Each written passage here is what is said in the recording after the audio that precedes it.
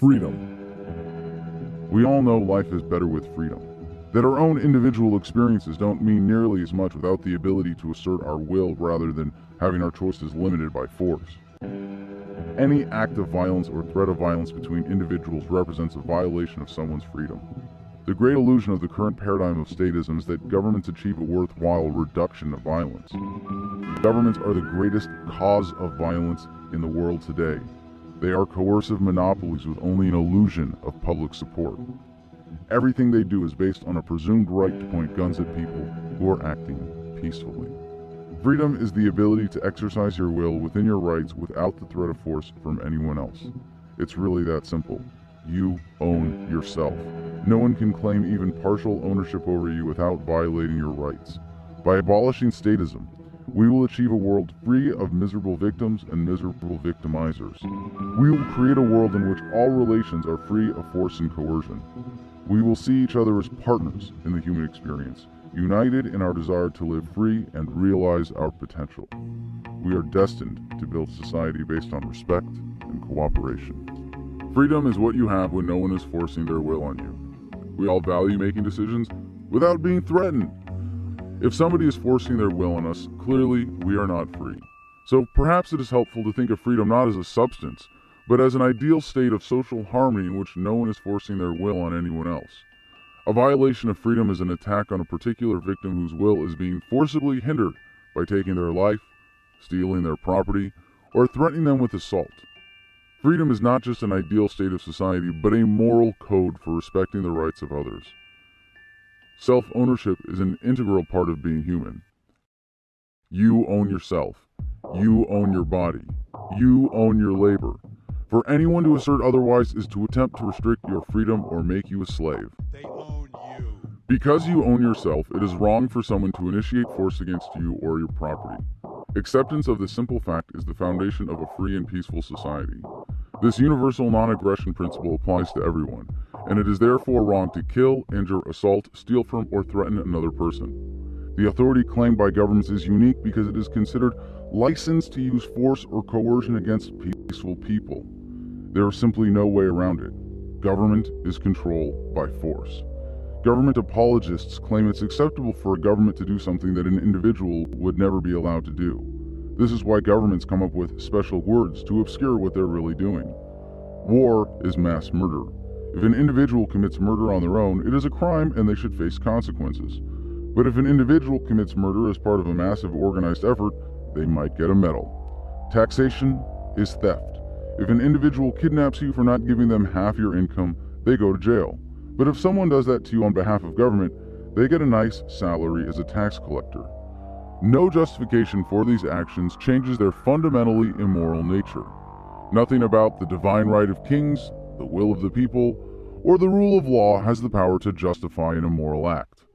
Violent enforcers are essential to governments because without them, their threats would be meaningless. To say that governments are premised on immorality is not to say everything they do is immoral. They often claim monopolies over very important functions in society, like helping the poor or protecting natural resources. The poor would be much better off and the environment would be much better protected if we did not entrust those functions to the same people who make war. Even when a government gives money to someone in need, it must first steal that money from someone else. No noble act can excuse theft, as much as governments would like us to believe. Government is fundamentally immoral because it is based on violating the rights of individuals. We deserve self-rule. We deserve to be in charge of our own lives. No one has the right to control others by force, even if they claim to have the majority behind them. Government is like a cancer. Less government is better than more government, just as less cancer is better than more cancer, but as long as it exists, it's a threat. As long as society accepts the idea that force is the way to solve problems, the only limit on violence is what enforcers cannot be convinced to do. Government today could be described as a global tumor. While it can be eradicated locally, we will only be safe when it has been completely abolished. Government is control. Government is exploitation. Government is a protection racket. Government is disorder, violence, and conflict. Government is an idea so good that it has to be forced on us. Government is a group of people claiming a monopoly on the initiation of force in a specific territory. Government is the institutionalization of our worst desires to control, dominate, and take advantage of others by force. Governments reflect our tolerance for oppression. Systems of control that depend on victim participation reflect the way we think. If we believe a strong central authority with power over us is necessary, that is the kind of government we will get. Statism is the ideology of turning to organized force to solve problems better solved through peaceful persuasion. Considering how much force and violence have shaped our destiny, it is understandable why statism is so tempting. Do you care about the poor? Want to protect the environment? Care about national security? Value a society that makes education freely available? Governments would like you to think that you have done your part on important social issues by voting and paying your taxes without thinking critically. My life is good. Really. The threat of violence makes government monopolies and other organized crime distinct from voluntary organizations. Even the good things they achieve are made possible by coercion. As we demand self-ownership, the power of the force, rather than participation in the oppression known as the democracy, ability to destroy a planet, the racket will become impossible. If it is wrong for one person to do something, why is it acceptable when 51% of a voting population agrees to hire someone to do it for them? Democracy is not freedom. When fully living up to its ideal, democracy is at best a majority coming up with an excuse to impose its will on a minority. More often, it is a completely bogus pretense for the powerful to exploit the rest of us as much as possible without creating more discontent than they can manage. Democracy also conveniently provides a false outlet for discontent with the promise of change from the next election. As long as people demand a protection racket, they will get one. Regardless of what it is called or what false ideology is used to justify it, government is based on forcing ideas on people.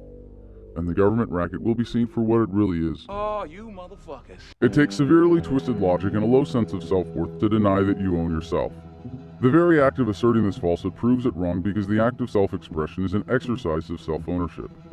Anything less than self-ownership is slavery. All concepts of rights come from self-ownership. Your self-ownership is the acknowledgement by others of your right to control yourself. Without the assertion of self-ownership, there is no freedom. If someone beats, steals from, or imprisons you for your speech, they are not violating your right to free speech as much as they are violating your self-ownership because they didn't like what you said. Self-ownership means you have the right to remain silent because to force someone to speak is an attempt to control their property by threatening them. Because you own yourself, you are responsible for your actions. If you break something that belongs to another, you owe them what is necessary to make them whole. This also means you are responsible for and own what you produce. If you create something of value by combining natural resources with your labor, you have a right to control it. You can destroy it, consume it, trade it, or give it away. It is not possible for everyone to enjoy perfectly equal access to natural resources. But in a society which respects the rights of individuals, it is wrong to limit anyone's access to resources that are not being utilized. Thus, it is wrong to pollute in a way that spoils natural resources others could use or enjoy. It is wrong to claim land in order to prevent its use. It is wrong to limit access to natural resources for those who would put them to good use. Just as you have a right to defend yourself and decide how to do it, you have a right to assign relative value to your property and decide how to defend it. A thorough respect for the principles of property is essential to a free, cooperative, and peaceful society. Most conflicts center around property disputes. Disputes are sometimes based on confusion or sincere disagreement, but more often they are based on false claims to property. Such false claims are central to governments, which often assert that they, or the collectives they represent, own your income or your body. Governments also serve to enforce all types of false property constructs to serve the interests of the super-rich. By obscuring the simple concept of property rights, governments have been able to commit untold injustice by transferring property from the poor to the rich. Justice requires a solid foundation in property rights. From the foundation of self-ownership, we can build a system of justice based on property rights and the non-aggression principle. From this sense of justice, we can see that a free society would be one with only relationships free of force and coercion. This ideal would be a society free of violent control and thus without anything like that which we call government today. This ideal society would be voluntary. When all relations are voluntary, it means we enter into every exchange with another person by choice. We choose those exchanges based on what is in our best interest rather than what someone else has chosen for us. When our rights are violated, some choice is taken away from us. When governments say you can't do something, it means that if you do it, force will be used against you. Self-ownership means not only that you own yourself, but everyone owns themselves. The best way to ensure respect for our self-ownership is to respect the rights of others. Everything government does is made possible by violating someone's rights. In a world without government, a world in which forced relations are the rare exception, trust is high, individual rights are respected, and the climate for cooperation is ideal.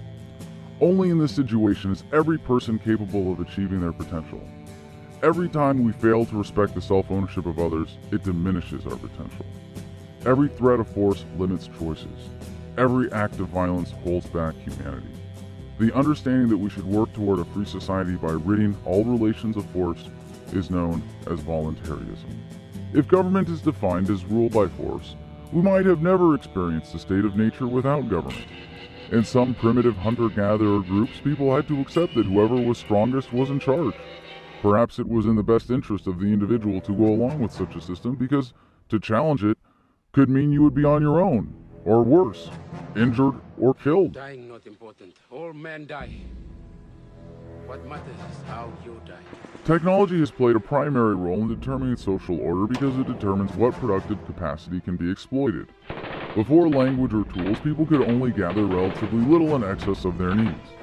With the invention of the tools needed for hunting, there was often excess food that freed up creative energies for other production, but also for other manipulation. With the development of agriculture, people could create far more food than they could consume and could support a whole variety of specialized labor, including the unique profession of the government leech. With the rise of industry, the productive output of the individual increased dramatically, and so did society's overall ability to support people who were completely unproductive or even counterproductive. If governments took half the income of primitive peasants who could barely get enough food to feed themselves, they would all die or revolt against such massive theft.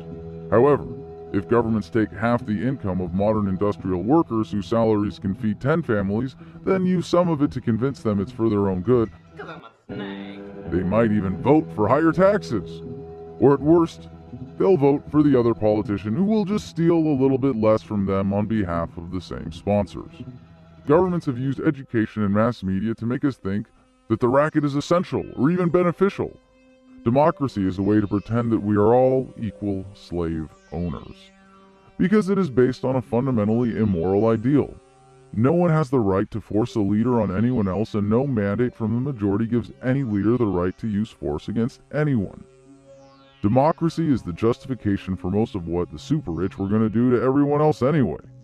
If anything, it provides a very convenient cover for them to do whatever they want because democracy allows them to say they are doing it according to the will of the people. The table is tilted, folks. The game is rigged, and nobody seems to notice. Nobody seems to care. This has given rise to the modern bureaucracies that make it seem like every aspect of our lives is affected by government, or more precisely, controlled by threats of violence. Because cooperation is superior to coercion, the adoption of a new paradigm based on freedom will soon render all forms of organized exploitation laughably obsolete. The most insecure and vulnerable people are most likely to be the most enthusiastic patriots, and thus governments always have an interest in keeping us afraid of outsiders, disconnected from the rest of the world, and stunted in emotional maturity. Insecurity and a tendency to seek identity as part of a group can lead people to do dangerous and irrational things. Patriotism has been used to justify the most horrific crimes in history because people more strongly identified as members of a group than as morally strong individuals. Patriotism inherently means lowering ourselves to be members of a group like primitive pack animals. This leads to the diversion of responsibility essential to government and to the unthinking obedience that deludes people into believing that saying, "I was just following orders," will excuse immoral behavior. Governments rely on a sense of patriotism in their victims to get them to go along with policies not in their best interest. They need us to go along as part of the herd. They need us to accept the proclaimed selflessness of politicians acting only out of love for the artificial collective. Patriotism is proof that a patriot isn't free. The great government lie is that it exists for the good of its victims. To obscure the truth, governments go to great lengths with propaganda intended to change the way we think and thus how we act. Propaganda spreads misinformation that can affect our decisions, deflect blame from governments, encourage infighting, promote dislike of outsiders, and create a sense of patriotism or identification with the country or even the government itself. The greatest measure of what governments are capable of with propaganda is how much they've convinced us to identify with them, so that anyone who challenges their power is seen as an enemy of the people. Fortunately, the same technology that makes propaganda possible today has finally caught up in terms of empowering us to question government. Governments use propaganda to create support for a wide array of policies that any free-thinking society would never tolerate. The development of mass communications technology enabled governments to assemble massive armies of poor men, not only to fight and die in rich men's wars, but to do it enthusiastically.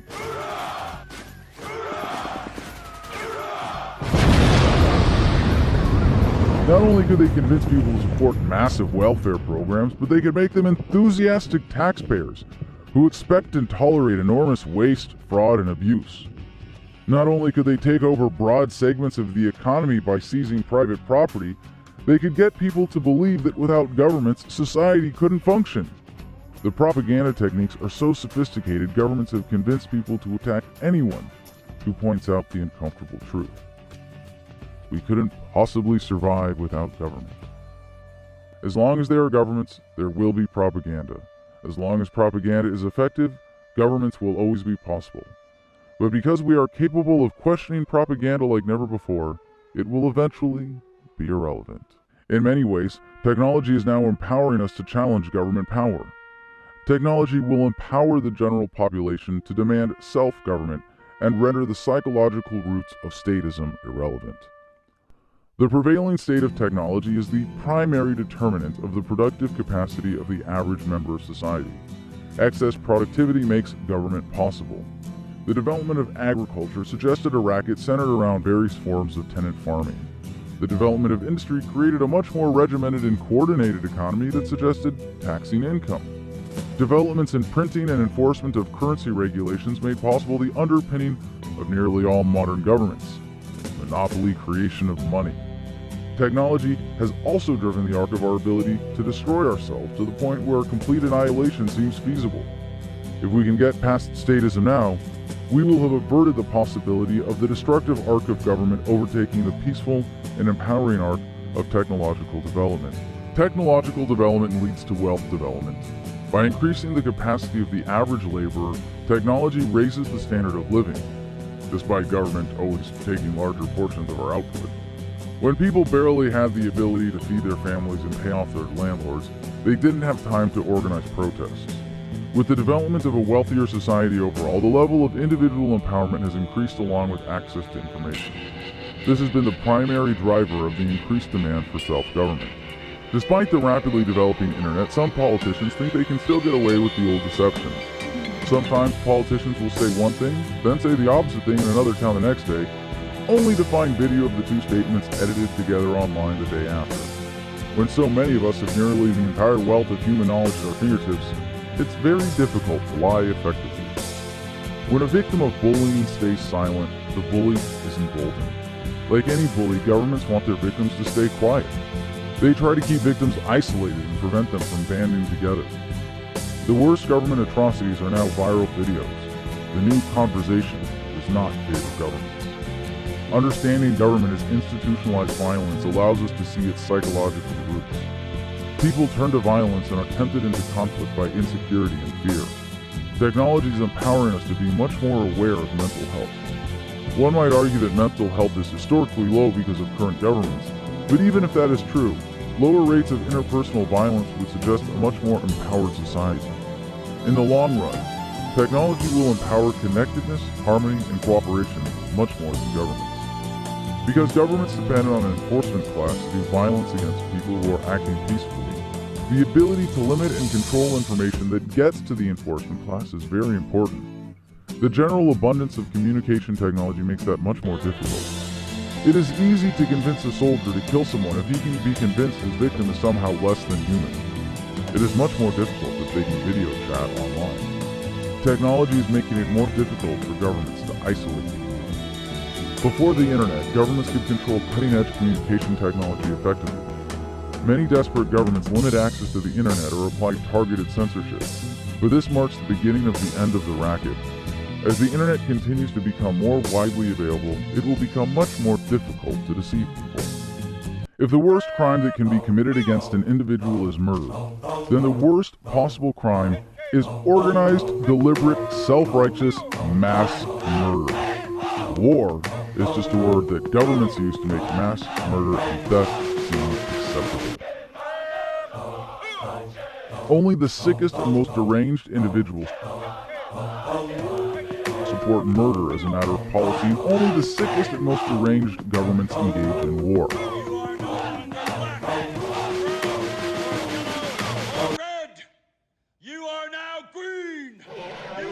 To get away with it, they have to convince a critical mass of the population to materially support it. It's not too difficult when they are already convinced that murder is acceptable if enough people do it. None of the propaganda around war can disguise its true nature. It is massive, organized violence for the purpose of expanding government power. It is the height of statism, and it is the greatest affront to freedom. Governments will go to great lengths to convince people that war is glorious, and those who oppose it are cowards. None of this changes the physical reality of war. Mass destruction of human life. Shooting people because of the racket they are fighting for, bombing people for being in the wrong place at the wrong time, and poor men dying for the benefit of government sponsors. Wars make governments more powerful, and more powerful governments are better at ripping people off. Governments use wars as an excuse to increase taxation. When they can frighten people with a foreign threat, this is much easier. Once convinced, not only will they pay their taxes enthusiastically, they will attack anyone who suggests taxes should be lower. When fear fails to trick enough young people into joining the military, governments enslave people with conscription. War diverts an incredible amount of productive capacity from serving demand in the market to destruction. Immeasurable future labor is lost from the dead and wounded. To make a society support the crazy ideas behind war, governments need to instill an intense sense of collective identity, which is in itself an affront to freedom. The great tragedy of war is the deception behind it. Yes, it's quite tragic when someone is murdered, but it is far more tragic when mass murder is so clearly preventable. War is the height of statism and the greatest crime against freedom.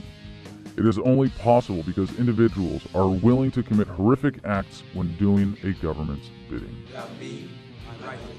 Once a government has developed a strong sense of national identity and patriotism among its citizens, it is not particularly difficult to convince a large number of them to sign up to defend the collective. This is still true for governments with consistent records of sending people to kill and die in ways that clearly have nothing to do with defense. But being called a soldier does not separate you from responsibility for your actions. The human tendency to cooperate is much stronger than the tendency to fight, so it takes a significant amount of conditioning to make war possible. It starts with a general propaganda of collectivism and demonization of outsiders. The sacrifice of individuality and dehumanization of the self necessary to be a soldier makes it easier to condition a soldier to dehumanize the enemy. Once the enemy is seen as less than human, killing is much easier. When soldiers are so detached from reality, they are easy to manipulate with rewards of honor and praise represented by bits of cloth and metal pinned to their chests. In every military system, a certain kind of leadership is praised and promoted. Some of the values promoted by militaries are universally positive traits, but they emphasize leadership because it takes a unique ability to so severely misdirect our good intentions. I am a warrior and a member of a team. I serve the people of the United States and live the Army values. I will always place the mission first. I will never accept defeat. I will never quit. I will never leave a fallen comrade. I am disciplined, physically and mentally tough. Trained and proficient in my warrior tasks and drills. I always maintain my arms, my equipment, and myself. I am an expert and I am a professional. I stand ready to deploy, engage, and destroy the enemies of the United States of America in close combat. I stand ready to deploy, engage, destroy the enemies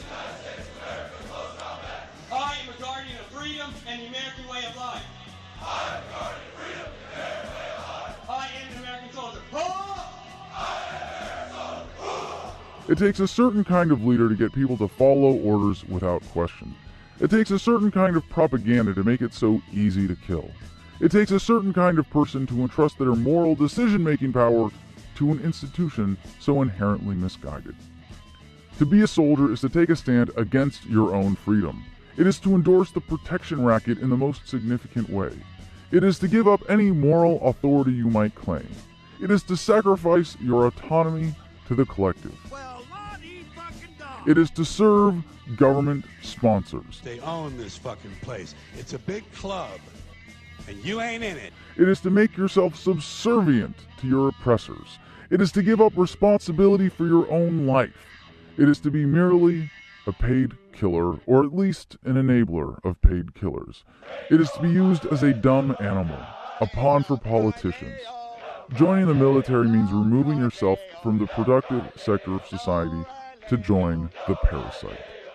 Soldiering is sold as fighting for freedom, and governments want us to be grateful for their wars, but just by putting on that uniform, every soldier makes the citizens less free. Being a soldier is a choice. No one can force you to do something immoral. When we see through the propaganda of collectivism, there will be no more militaries. When we hold each other accountable for individual acts of violence, there will be no more war. When we demand our freedom, there will be no more soldiers.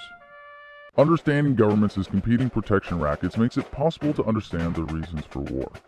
Governments give all kinds of noble reasons for starting wars, but they are only as legitimate as any other propaganda. Today, most of them claim they only use military force for defensive purposes. But if all governments only fought defensive wars, militaries wouldn't be necessary.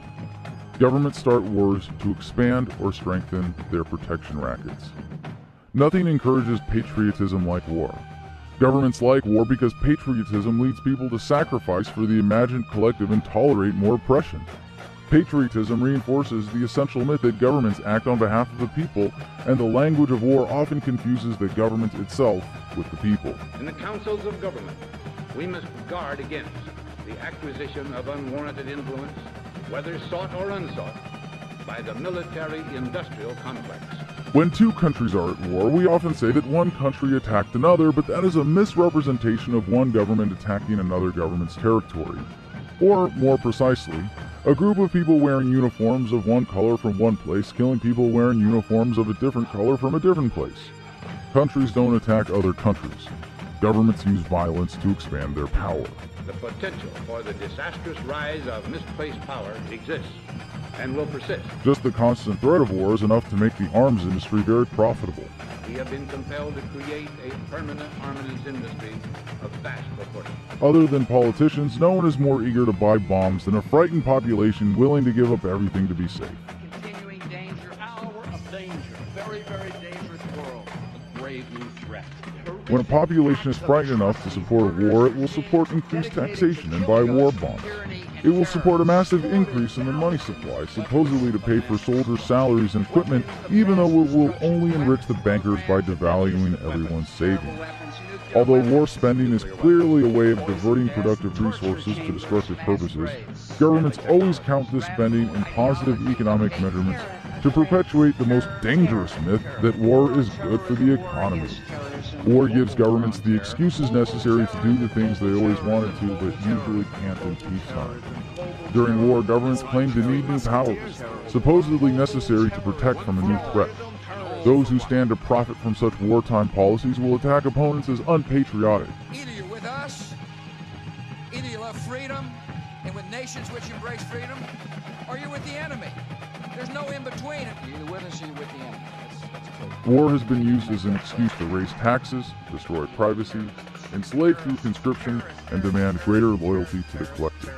We might think a protection racket would not want to kill too many of its subjects if only because of the loss of productivity. But governments don't always behave rationally. They are always seeking more effective means of exploiting us. But if they have to kill large numbers of people to maintain their oppression of the rest, they will. Sometimes they get carried away and kill so many that some of the oppressors are affected. Sometimes governments and their beneficiaries truly lose out in the struggles between competing protection rackets. But war is still a very effective tool. Even with the loss of productivity, war makes governments more powerful. the potential for the disastrous rise of misplaced power exists and will persist. War is the ultimate act of disregard for human rights. Allowing relations between countries to be managed by governments isolates us and keeps us from enjoying productive relationships. While not considered war by some, embargoes and blockades represent widespread threats of force and can be just as destructive as war. A complete blockade says, if you do business with anyone in this country, we will attack you. This is easier when the victim is seen as having committed some significant collective crime, but governments frequently impose lesser international trade restrictions that cause problems and unfair trade advantages on a massive scale. With countries so interdependent, the consequences of cutting one off from the rest can lead to widespread shortages of essential goods like food, fuel, and medical supplies. Because war drives resources from productive uses to destructive ones, it also limits the people of a country at war in their ability to engage in trade with people of other countries. However, the international trade cut off by war, embargoes, or some form of managed trade is far more significant. When an embargo is declared, it says anyone engaging in certain trade will be shot or bombed. As a result of that single threat, thousands of regular daily exchanges essential to the standard of living of millions may be cut off, and countless more potential exchanges might never happen. While the measurable costs of war in lives and resources might be so immense as to be unfathomable, the total costs of war are incalculable. Only an alert and knowledgeable citizenry can compel the proper meshing of the huge industrial and military machinery of defense with our peaceful methods and goals. This is Sparta! So that security and liberty may prosper together. One of the many ways modern governments pervert the goodwill of their people is with foreign aid. For citizens who want to vote away their problems and never have to think about them again, electing a politician who cares about poor people throughout the world is a nice option, but it doesn't change reality. Foreign aid takes money from the poor in one country through taxation and gives it to the rich in another country through handouts. Like many problems that governments pretend to be solving, the problem of foreign suffering is one we want to solve. Despite governments taking such a large role with stolen funds, we still give generously to foreign charities. While some foreign charities are frauds, all government foreign aid programs are frauds because if we don't like how our money is being spent, we only have two choices: pay our taxes or go to jail. Governments love foreign aid because it allows them to buy off smaller governments and expand their influence without wars. Only people who believe governments are efficient would want them to handle foreign aid donations. Governments tend to give the money not to the people of other countries, but to the governments. Even if the majority of this money is used for its stated purpose, it will serve to entrench the existing power structure, and the diversion of only a small part of it is enough to make plenty of corrupt politicians more than rich enough to buy the next few elections. Foreign aid can serve to prop up governments that might otherwise fail due to excess corruption or unpopularity. When foreign aid is dispersed based on where there is terrorism, starvation, or disease, it ends up subsidizing terrorism, starvation, and disease. There are tragedies going on all over the world, and many caring people genuinely want to help. When we pool resources, amazing things can happen. Sometimes, even governments accomplish great feats of relief. Unfortunately, foreign aid funded by theft and carried out by people who are unaccountable for the results predictably leads to diversion of funds for personal gain. Governments come up with many excuses for war, but the war on terror is especially dangerous because it can be used to keep a country in an endless state of war. Because government programs are very difficult to end, an armed conflict against an unspecified enemy is every government's dream come true. You never want a serious crisis to go to waste. And what I mean by that, it's an opportunity to do things that you think you could not do before. Perpetual war. The policies of the war on terror, as with most government programs, cause more of the problem. Governments of developed countries that occupy and intrude on developing nations cause terrorism. People resent having their societies taken over by foreign militaries, and after seeing their families killed and their way of life destroyed, resentment can become so great as to drive people to horrific violence. The American embassy in Yemen this morning. Protests spreading. As demonstrators clambered up the walls and stood on the entrance roof, security guards reportedly opened fire. Foreign occupations cause such despair that victims often find their lives worth so little as to be easily sacrificed in resistance.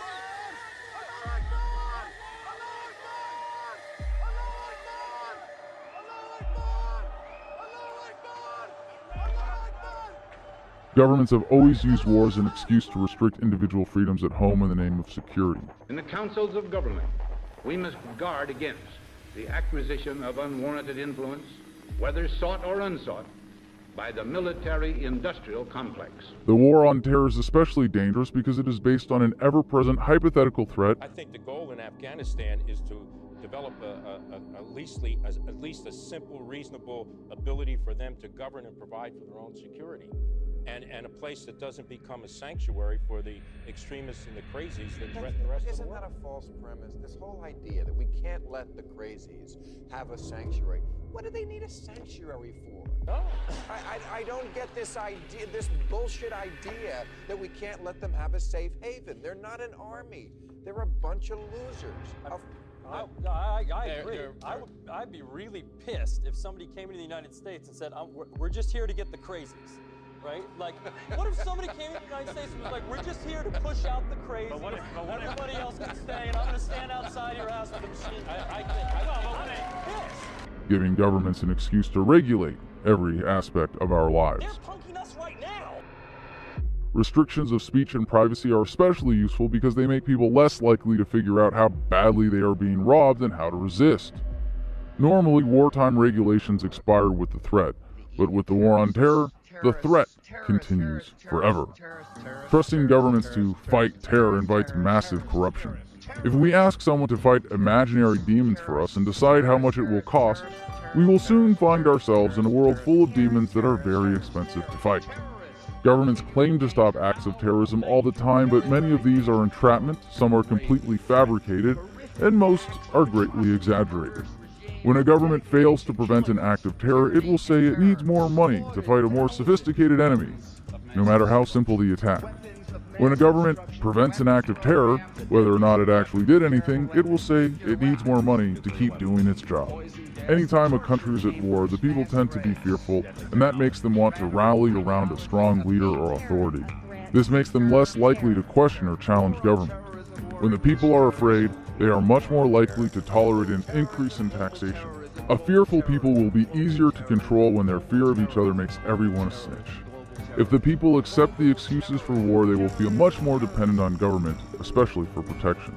The potential for the disastrous rise of misplaced power exists and will persist. Justifying violence in the name of promoting safety makes everyone less safe, but it still happens because someone is profiting. Given what we know about governments and the motivation for war, it seems absurd that anyone would turn to one for security. Governments are not protection, they are protection rackets. National security is an excuse to defend exclusive taxation authority in their territory. At home as abroad, governments use violence to expand their power. The best defense of a country is a well-armed population that refuses to submit to any organized system of exploitation. When a territory is taken over by a foreign government, the first priority is to seize control of the tax base. The invading government wants to expand its protection racket. If it tries to take over an area that costs more to control than it produces in taxes, it will soon abandon the effort. The best defense against invasion is to have no government.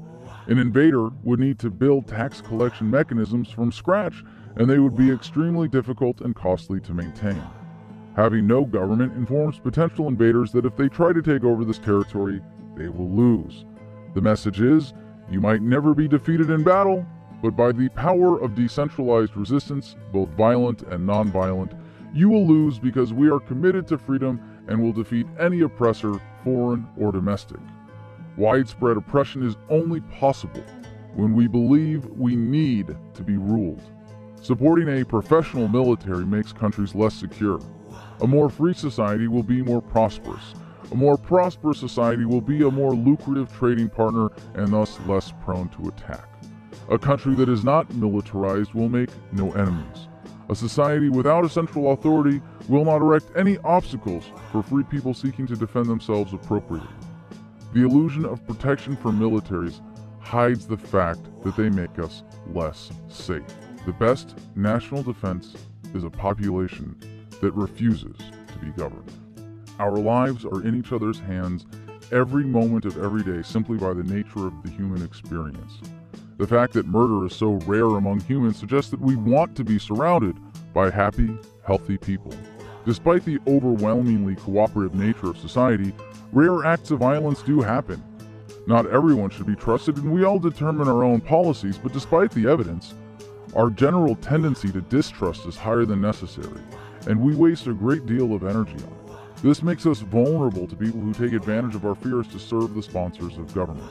For governments to get us to accept their counterproductive monopolies in public safety and justice, they must convince us that only they can protect us from certain threats. The threat of random interpersonal crime is a real one, but the answer to it is not to turn to an organization that promises to steal from us. Turning to government for protection from thieves says, "My neighbor might steal from me, so I will trust the government to steal from everyone, so if my neighbor steals from me, he might be locked in a cage for a while." Turning to government for protection from murderers says, "My neighbor might kill me, so I'll let the government steal from me so they can hire someone in a costume to come write a report about it afterwards." Life is risky. Risk leads to fear. Fear makes us vulnerable.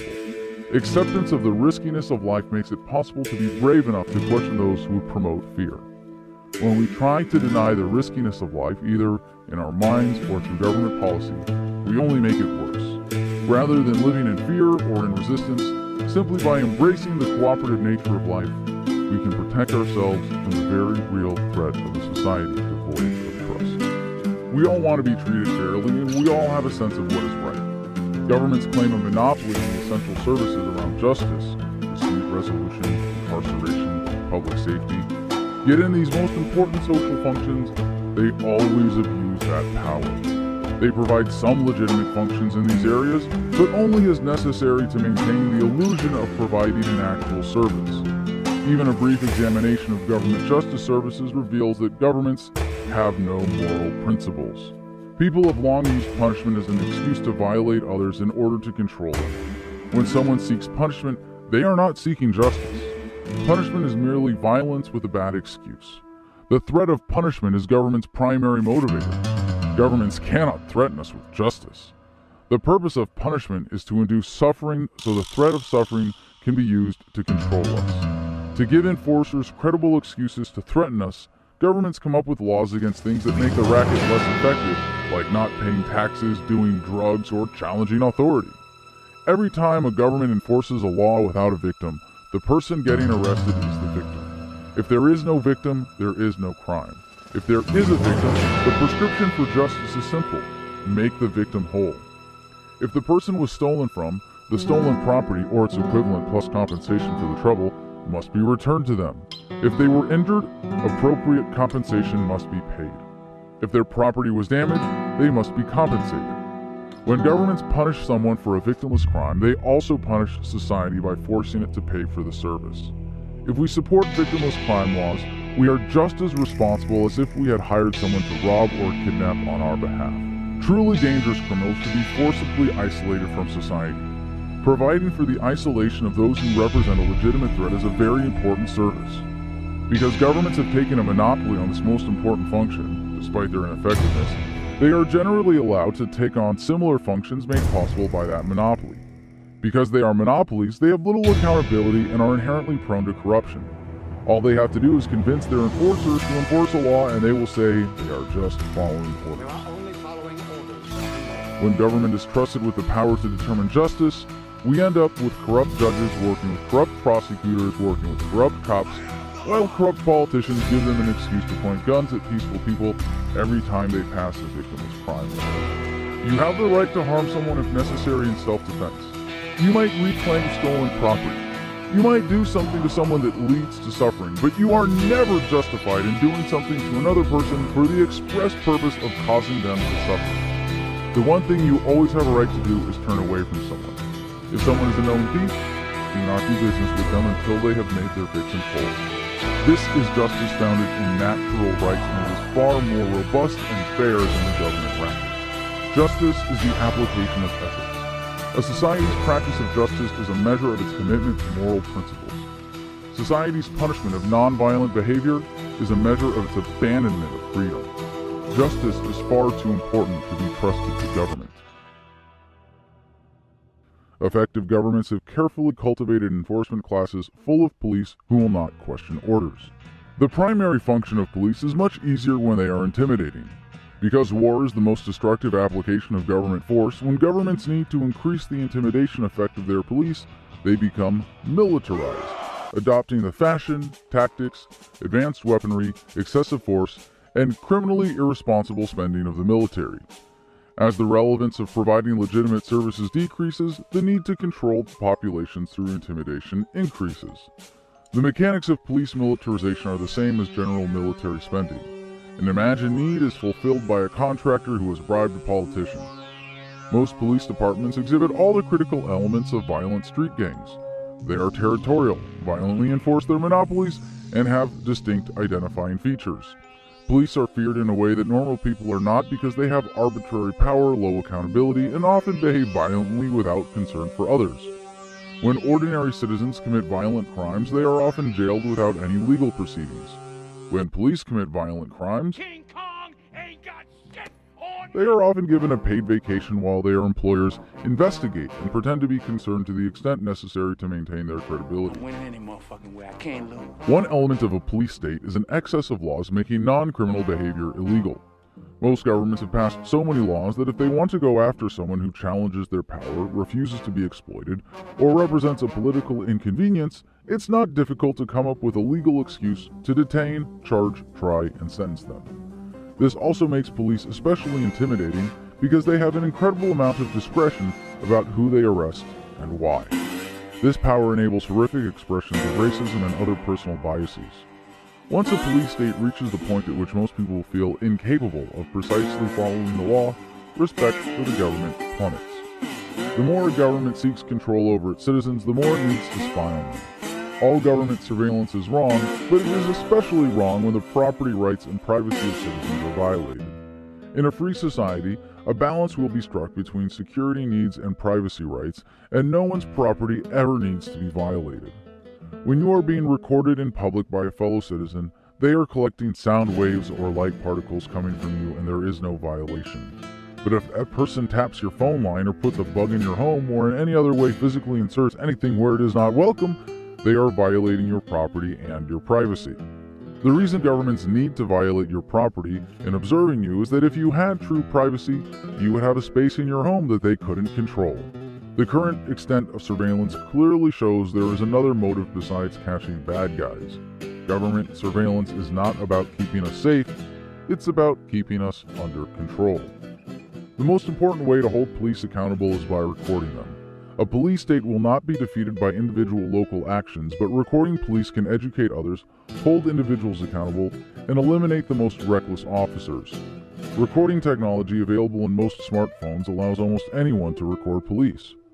Those same phones can be used to upload data, and the internet provides distribution that is difficult for governments to cut off. These technologies are game changers and should be used to hold everyone accountable, not just police. As technology continues to improve, it will become much more difficult to be violent in secret. Subjecting people to systematic violence traumatizes them and helps keep them submissive.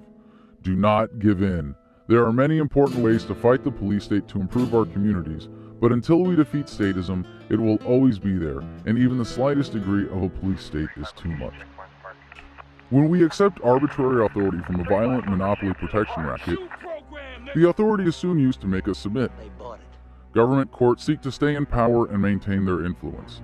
They depend on other parts of government for their budgets and have no incentive to go against the general agenda. Once this relationship is established, it is easy for politicians to pass laws that go completely against any rational sense of justice and have the courts behind them. On October 26, 2001, President George W. Bush signed the Patriot Act, which gave law enforcement broader authority to investigate and prosecute suspected terrorists. Courts become part of the machine, convicting us of victimless crimes to keep police busy, keeping the politicians and their sponsors happy, and providing a flow of bodies to the prisons. Courts justify their existence to the politicians by doing their bidding, but they need the help of police to do it. Police officers are routinely called to testify against defendants, and courts try to make people think they are protected from false testimony, but police are routinely allowed to lie. When police are accused of misconduct, they are often punished with a slap on the wrist, if at all. This is partly because police protect their own, like members of any gang, but also because most prosecutors and courts will only seek accountability when the misconduct is so bad that it threatens the credibility of the racket. Government courts often refer to themselves as part of a justice system, but more importantly, they are punishment systems. It's absurd to think any part of an institution based on theft and violence could provide justice, but many people still seem to believe this. Justice requires respect for self-ownership, and courts are more concerned with upholding the law than providing justice. Because courts have a monopoly, they have to provide some approximation of justice, holding violent criminals in isolation, occasionally ordering restitution for damages, but taken as a whole, courts provide a justification for government agents to punish people for behavior the government doesn't like. The greatest tragedy of government courts is that when someone is wronged, if the perpetrator is caught and punished, the victim is punished again as a taxpayer rather than compensated. Courts are a critical part of the protection racket because they give governments cover for using force against peaceful individuals. When courts appear to go against the rest of the government program, they still serve an important purpose. They want us to think the court is there to keep the government in check. A very brief look at almost any country's history will show that is not the case. In a free society, courts would depend on the recipients of their services to fund them rather than governments. They would be accountable to the people rather than politicians. They might be bundled with other legitimate protection services. We could pay someone to protect our rights rather than having a monopoly force on us based on violating our rights. Increased freedom always results in greater efficiency.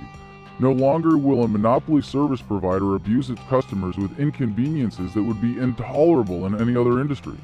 No longer will people with no responsibility for their decisions make important rulings. No longer will people be unaccountable for the great injustice of all the productivity stolen and wasted by false imprisonment.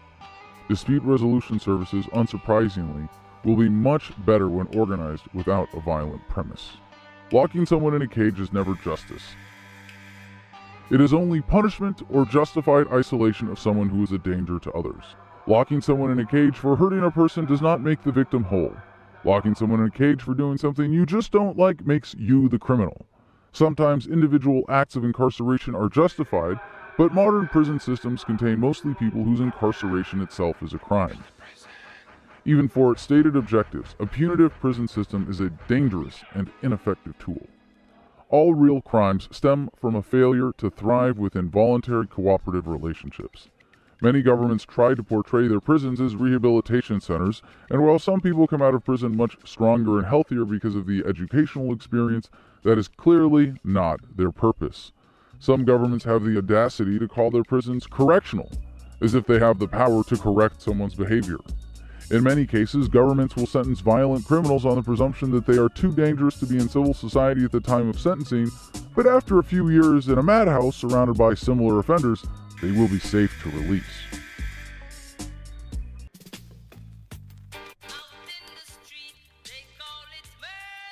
If someone who hurt someone goes to jail or even gets the death penalty, how does the victim benefit?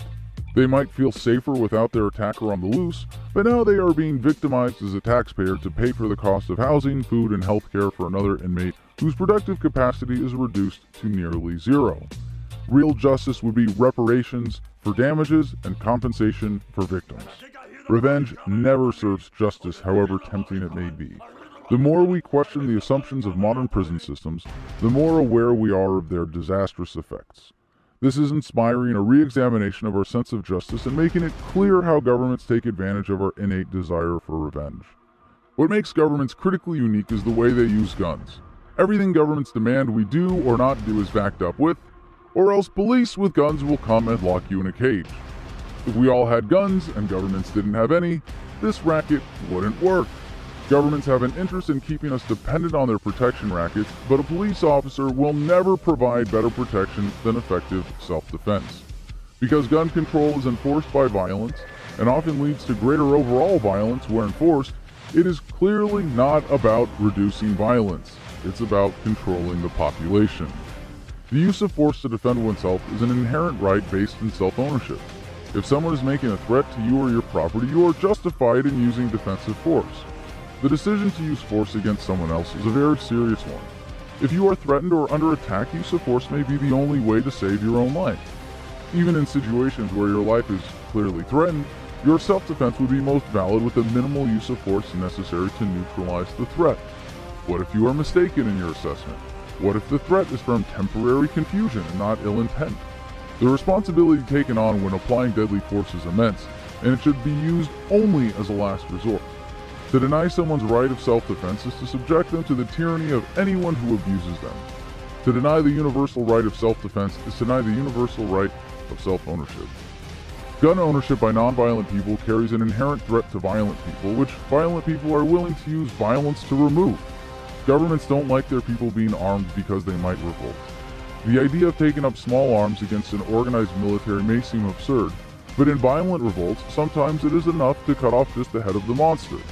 Governments have used gun control whenever they want to make people more dependent, but especially when they need to tighten control over society.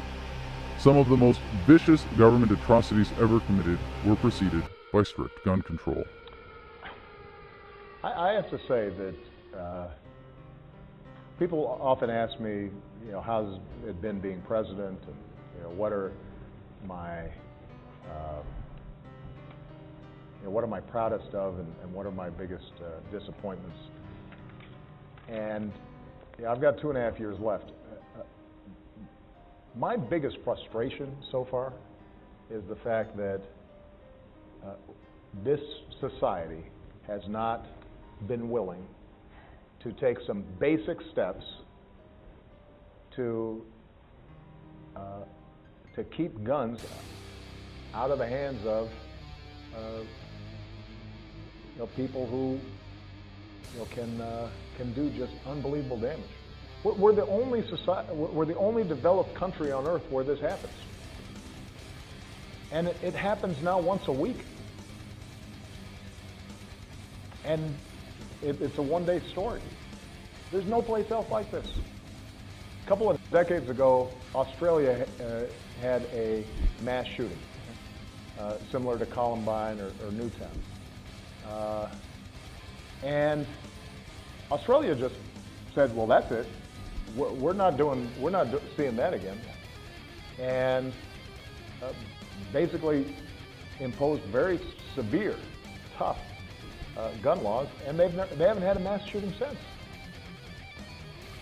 I mean, our levels of gun violence are off the charts. There's no advanced, developed country on earth that would put up with this.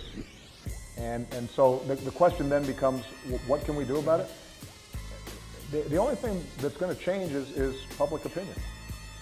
If public opinion does not demand change in Congress, it will not change. I've initiated over 20 executive actions to try to tighten up some of the rules and the laws. But the bottom line is that we don't have enough tools right now to really make as big of a dent as we need to. One of the great ironies of gun control is how counterproductive it is to its stated goal of reducing violence and keeping guns off the streets. Gun control is nearly impossible to carry out effectively. Without absolute control over citizens to begin with, no government has completely succeeded in wiping out gun ownership.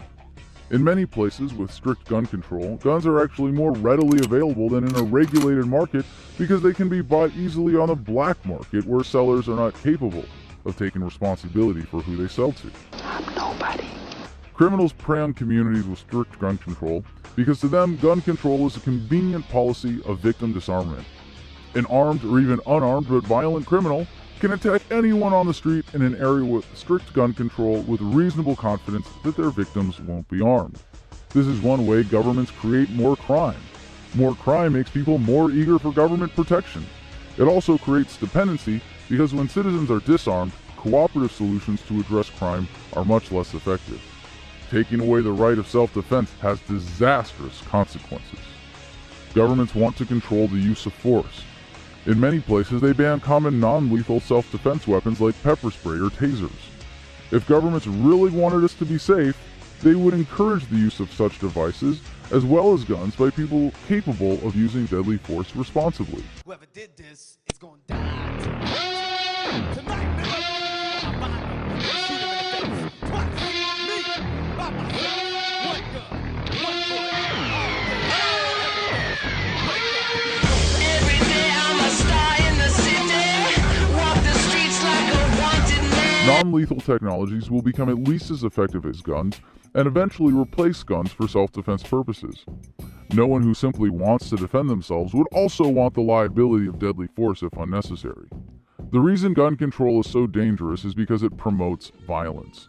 There are a number of ways it does this, but more importantly, it is fundamentally violent because it requires enforcers to violate the rights of peaceful people.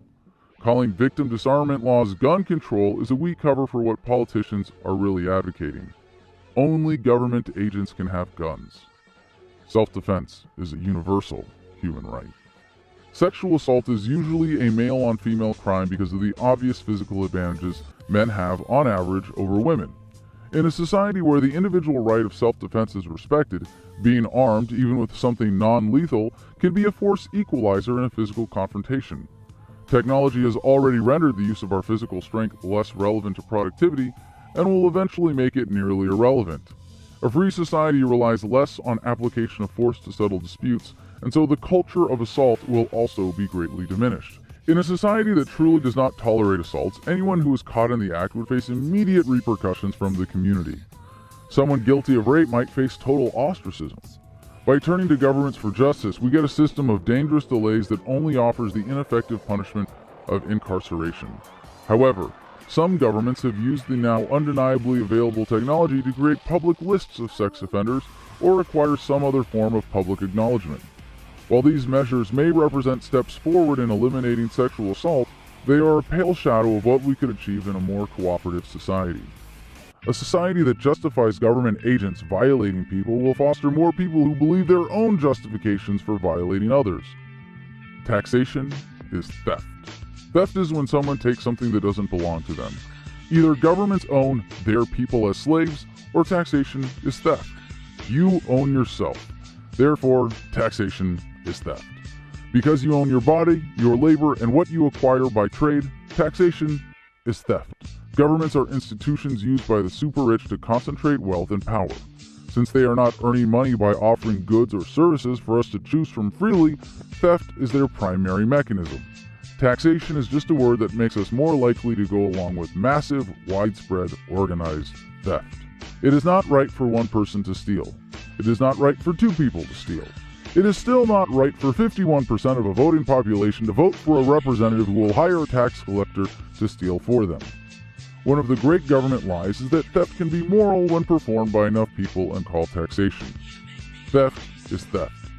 Some politicians will try to make the case that taxation is voluntary. But even if you happen to be so lucky and you feel that taxes are the price you pay for a civilized society, you are living in a civilized prison. The moment you decide that you don't like what your tax dollars are spent on, either you are submitting to the coercion behind every tax law, or you are going to jail. Every relationship between a government and a citizen is involuntary.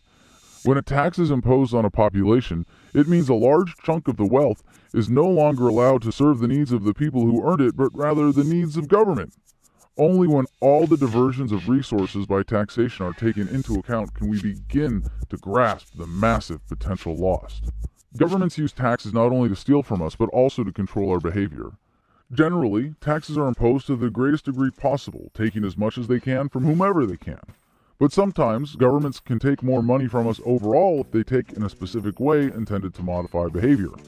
For example, if a government imposes a tax on an unpopular behavior, it can get people to see government as an effective way of stopping that behavior, while really using it as an excuse to steal from an unpopular group of people and boost its credibility. One of the great lies of taxation is that it's a way for the poor to band together to take back from the rich. This could be dressed up to avoid the language of theft, as in, successful people show their gratitude to the society that helped them by paying more in taxes. Some people even believe taxation is a way to take the power back from the super rich, corporations, and banks. The people who have the money to pull the strings of politicians have rigged the system so the net effect of taxation is always a tax on the poor. It is obvious that governments exist to transfer wealth from the poor to the rich. When any product, service, or activity is taxed, it becomes more expensive and the market responds as it would to any price increase. But hiding a tax does not diminish its disastrous effects. It only makes collection more efficient. Sales taxes are just as much theft as any other taxes, even though everyone chooses to pay them as they make consumer choices. A sales tax is simply conditional theft, just like import taxes or any other taxes on trade. While a consumer might have the choice of not buying something, a vendor has no choice but to build the cost of taxes into the price if they want to do business openly. Unfortunately for governments, taxation is nothing to diminish the black market. It encourages it. Taxation is an inescapable part of the government racket. If governments never stole, they would cease to be governments. If we could withdraw our financial support from them at any time, they would be voluntary cooperatives or service providers. Because taxation is backed up with the threat of force, it is theft, plain and simple. If governments could only steal through direct taxation, they would still be huge burdens on society. Unfortunately, this only represents a small part of the taxation racket. Most currencies used in the world today are just pieces of paper or digital numbers created by central banks. When they print more money, supply and demand still apply, so the money loses value. Authorized banks employ fractional reserve banking, which allows them to create money out of thin air with a loan to someone while only holding a fraction of the cash behind it. Because the printing or digital creation of more money inflates the supply, this is referred to as the inflation tax. This delicate combination of force and fraud is designed for theft on a massive scale. To impose a currency, governments must outlaw competing currencies. This means if you use a different device of accounting for trade than the official money, you will be locked in a cage or face other legal sanctions. As with all taxes, the purpose is to transfer wealth from the poor to the rich. In the case of the inflation tax, it is also a great way to convince the poor they aren't being taxed at all. The inflation tax hurts the poor and working class the most, and no one who uses government money is safe from it. A complicated tax code, along with a complicated legal system, allows for arbitrary enforcement. If a government agent wants to go after an individual, it is easy to show how they have not been in perfect compliance with the tax code, because perfect compliance is nearly impossible. As long as society accepts that taxation is not theft, you could be jailed at any time. If you have the money or means to challenge the tax collectors in a government court, it can be very expensive, and you might end up with more money if you just give in. However, if you choose to fight some particular theft against yourself, you might lose and have to pay legal fees as well as whatever taxes plus interest the government wants to impose. Governments create many illusions to keep their citizens compliant and convinced they are being served rather than ripped off. One of the most important illusions is a false sense of property. As long as you accept your government's conditions of ownership, it wants you to believe that you own yourself, your possessions, your home, and your land. Because the standard of the property illusion is pretty high these days, most governments have to come up with better reasons to steal land. Governments will say they are taking land in the interest of public safety, for public work, or for development. Theft justified by any of these excuses is still theft. Sometimes governments will claim that stealing someone's land isn't theft if they are adequately compensated. This is like a carjacker telling you that it's fine to steal your car if you get to keep the air freshener. Being involuntarily removed from one's land makes it theft. The only adequate compensation that makes it not theft is whatever it takes to persuade a person to give up their property and leave it voluntarily.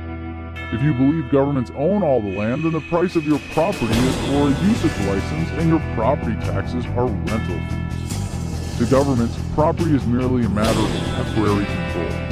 They can steal whatever they want as long as they have a good enough excuse for the enforcers to carry out the theft that keeps people from revolting. If your government says you can own property and maintain control of it, but only if you pay property taxes, you are a renter, not an owner. Governments get away with these rackets because enough people still believe they somehow represent the will of the people. Because their primary source of revenue is theft, government debt is a promise to steal from someone in the future. Examination of this problem is very revealing about governments because that which is wrong about creating an expectation of theft against the next generation is also wrong about what is happening now. It's not just about people not old enough to vote or influence the system, it's about everyone who doesn't get a real say in how that money is spent. What message does government debt send to young people born into debt slavery? What if the government says you can buy that thing from your neighbor, but only if you pay a percentage of the price as tribute? Maybe you were going to buy 10 things, but now you can only buy 7. People all over the world accept various sneaky forms of government theft, but no system hides the fact that if you don't pay the tax or tribute, your transaction is illegal and the government could lock you in a cage or fine you, steal from you, for black market activity. If governments only stole from us and left us alone, the impact would not be nearly as bad. Governments can steal more when they use our money against us through enforcement and suppression of economic activity. The amount of human effort diverted by wars and police states is painfully obvious. The less obvious tragedy is that governments pervert the minds of so many eager, capable people and divert them from serving people in the free market to pointing guns at people and protecting politicians and killing each other. This is made possible by the threat behind every regulation. If you don't do what we say, we will come and take you away. Violence, coercion, and conflict are unproductive. Peace, self-ownership, and free trade are essential for any society to reach its potential. Money is simply a medium of exchange. Many things other than official paper bills function as money. Without a medium of exchange, a person who wants one thing has to find someone who has exactly what they want and wants exactly what they have to trade. Something becomes money when it is widely accepted enough that people will take it and trade, knowing they can take it to someone else to get exactly what they want. Historically, different things have served as money at the same time at the same place. Before centrally imposed currencies, no economy was dependent on a single medium of exchange. This meant different ways of accounting for value or storing value could meet the needs of the market as they developed. One disadvantage was that whatever was being used as currency could not be employed or consumed. Without a single unit of accounting, the widespread reach of industry might have been hampered. But in the absence of a centrally imposed currency, the market would have quickly established a universal standard as needed. Even now, at the height of centrally imposed currencies, many transactions happen as barter, in some way off the record, or based on an alternative means of accounting for value. Sometimes governments operate central banks themselves. Sometimes they use public-private partnerships. But either way, coercion is what makes a currency the official medium of exchange. If you use a currency they don't like, people with guns will come and lock you in a cage. They need us to use the official money or else the modern banking racket doesn't work. In a free market, banks provide very important money management services. While money is a medium of exchange, it is still subject to the fundamental forces of supply and demand. When the banks create more money, they are inflating the money supply, increasing the amount of currency in circulation, and devaluing all the money currently being held. Creating money and forcing us to accept it is worse than stealing because it attempts to hide how badly we are getting cheated. It also hides who is responsible. Is it the central banker who creates more money? Is it the politician who votes for the debt? Is it the tax enforcer? Is it the banker who gets to decide who gets massive loans? Maybe it's the voters who are fooled by politicians who do nothing to challenge this racket because they serve as its cheerleaders. They are the politicians who deliver pork to their voters and payoffs to key demographics. They are the government contractors who give kickbacks to politicians in appreciation for exorbitant profits. They are the bankers and heads of financial institutions. The beneficiaries of the system have a huge advantage over everyone else, not just by getting so much free money, but also by getting to spend that money before its price-raising effects are felt throughout the market. The effects of a central bank are pervasive and far-reaching. Not every new unit of currency created goes directly into the hands of the beneficiaries. That would be too obvious. Much of the money goes to various government programs. Some of the money finds its way into economics departments at universities, where the next generation is taught that the fraud is not only harmless, but essential. This message is then echoed in the mainstream media. The money racket is central to the existence of all modern governments. It doesn't matter if the government is controlling the money or the people controlling the money are controlling the government. Whoever is controlling the money is controlling the government, and coercion makes the entire racket possible. Some people think regulation, taxes, and laws restricting free and peaceful economic activity serve to reduce the power of corporations. In reality, large corporations support these policies, and people who control vast amounts of wealth pull the strings. Corporations love regulations because they hinder competition. They support taxes because they can afford ways around them. They love it when we turn to governments for protection from corporations because the results usually protect them from accountability. For the super rich who might have owned slaves directly in the past, governments keep citizens on the big plantation of corporatism and tax slavery. With the rise of corporatism, laborers, and anyone who did not benefit directly from corporatist policies, were at a great disadvantage. The formation of powerful unions was a predictable result. However, in the course of resisting the unjust powers corporations gain through government, unions themselves have gained unjust powers. Unions do not have a right to keep anyone from working. Unions ask governments for laws that allow corporations to buy benefits without paying taxes, but then every worker who is not in a union or working for a corporation is disadvantaged in the market for those benefits. Workers become more dependent on corporations and less able to opt out of tax slavery. While governments have created special privileges for unions, they have created far more for corporations, including various forms of anti-strike laws. A law prohibiting a strike says, if you don't work, there will be consequences, which is the same as forced labor. If the government threatening consequences is also taking as much of our income as it can, we've got most of the elements of direct human ownership. But when people believe they are free, they are more productive. In a fair, healthy market for labor, we can properly value the most important assets, individual people. Corporatism has spawned unionism, and the result is a vicious cycle that feeds into statism. As people turn to government to protect them from corporations, corporations get more powerful, and then people demand more protection. Corporatism and unionism are tools of control and consolidation of power that drive up the cost of hiring people and increase unemployment. They both impede the freedoms necessary to properly value the labor of individuals. Governments have taken advantage of this to seize monopoly control over many important functions. They promote the dangerous idea that people are incapable of managing such systems without a coercive central authority. Governments have been operating the infrastructure racket for so long that many people assume we couldn't have electricity, water, airports, telephones, railroads, gas, subways, waste disposal, or internet without their coercion. In many places, governments don't operate utility monopolies themselves, but license corporations to enjoy monopoly privileges. It is just as true about electricity and water as it is about anything else. A monopoly policy that limits competition by force will lead to underserved consumers. They will pay more and services will be worse. Nowhere is corporatism stronger than in highly regulated, free markets for infrastructure, and this is where some of the worst corporate abuse happens. During periods of high demand, utilities run or regulated by governments often force rationing of critical services when a free market would respond to that demand with increased supply. Until we abolish government, we will live with the consequences of allowing criminals to run essential parts of our lives. Rewarding someone's behavior by associating or doing business with them is the most significant endorsement. A society that rewards people for violence will get more violence. A society that tolerates people who violate the non-aggression principle will be ruled by aggressive people. A society that believes aggression is necessary in order to function will institutionalize coercion and reward those who provide what it considers necessary. More importantly, the choices we make as individuals determine how we will be treated. When all of those choices are added up, the preference of a society is clear and it will be reflected by the culture. Because of government propaganda, many believe that threats of force are the best way to change others' behavior. Do what the politicians say because we the people told them to say that, and if you don't, you deserve to get locked in a cage. Any honest observer of society will see, however, the consequences of individual association have a far greater effect on regulating behavior. The simple, obvious example is production. People make things that others want to consume.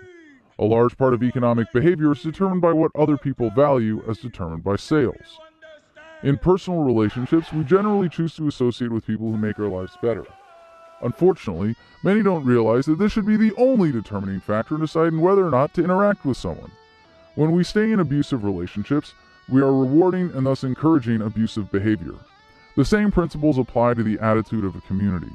You might want to buy something because it's a good deal and the product itself makes your life better, but if the seller uses your money to pollute the environment or support politicians, that needs to be factored in. A community that gives in to an abusive relationship with government will get more abuse. When people decide not to support a company at the same time because of its behavior, it's called a boycott. Sales determine corporate behavior far more than regulation. Even with the worst of corporatism, the profit motive requires efficiently serving the needs of as many people as possible. If a company fails to meet people's needs, it goes out of business. Government regulations only serve to drive out competition, limit our choices as consumers, and stifle innovation.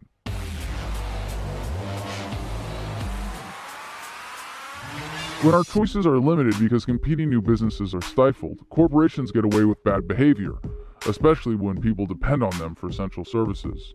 All of our choices as consumers have an impact. Reputations, referrals, social status, and existing customer satisfaction can be factors in deciding whether or not to associate with someone, but when buying expensive items or medical services, we often seek formal approval or endorsement by experts. While governments will never fully monopolize this most important function, many try to with the licensing racket. Licensing sounds good because we all want reliable services and qualified people, but that's why it's unnecessary. There's nothing wrong with a group saying that if you don't meet their standards, they won't certify you, but when the governments do that, not only is it funded by taxation, it comes with the threat of force. This means governments decide who is allowed to do business based on the desires of their sponsors. This also serves as another form of taxation because getting licensed is often expensive. When judging whether or not to do business with someone, rarely is government approval sufficient. In fact, government licensing is often so unreliable that even if the standards were appropriate, it couldn't be trusted. We don't have the right to vote for a politician who's going to hire an enforcement officer who's going to threaten people or punish them with fines, theft, for doing things we don't like. The only right we have in regards to someone doing something we don't like, if they are not violating someone's rights, is to walk away. Even in most cases, when someone is violating the rights of others, walking away, fully disassociating, and encouraging others to do the same is far more effective than violence. When all the people in a community disassociate from someone, the result is ostracism. This may be geographical or not, but one does not need to be expelled from an area to be effectively cut off and isolated.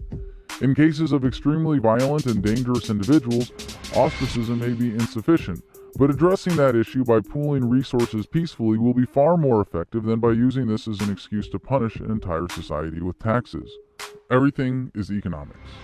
When the principles of economics are applied only to things that can be valued in numbers, we miss out on their most important lessons.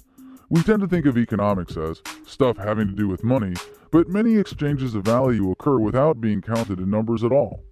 Every human interaction can be better understood as an economic exchange.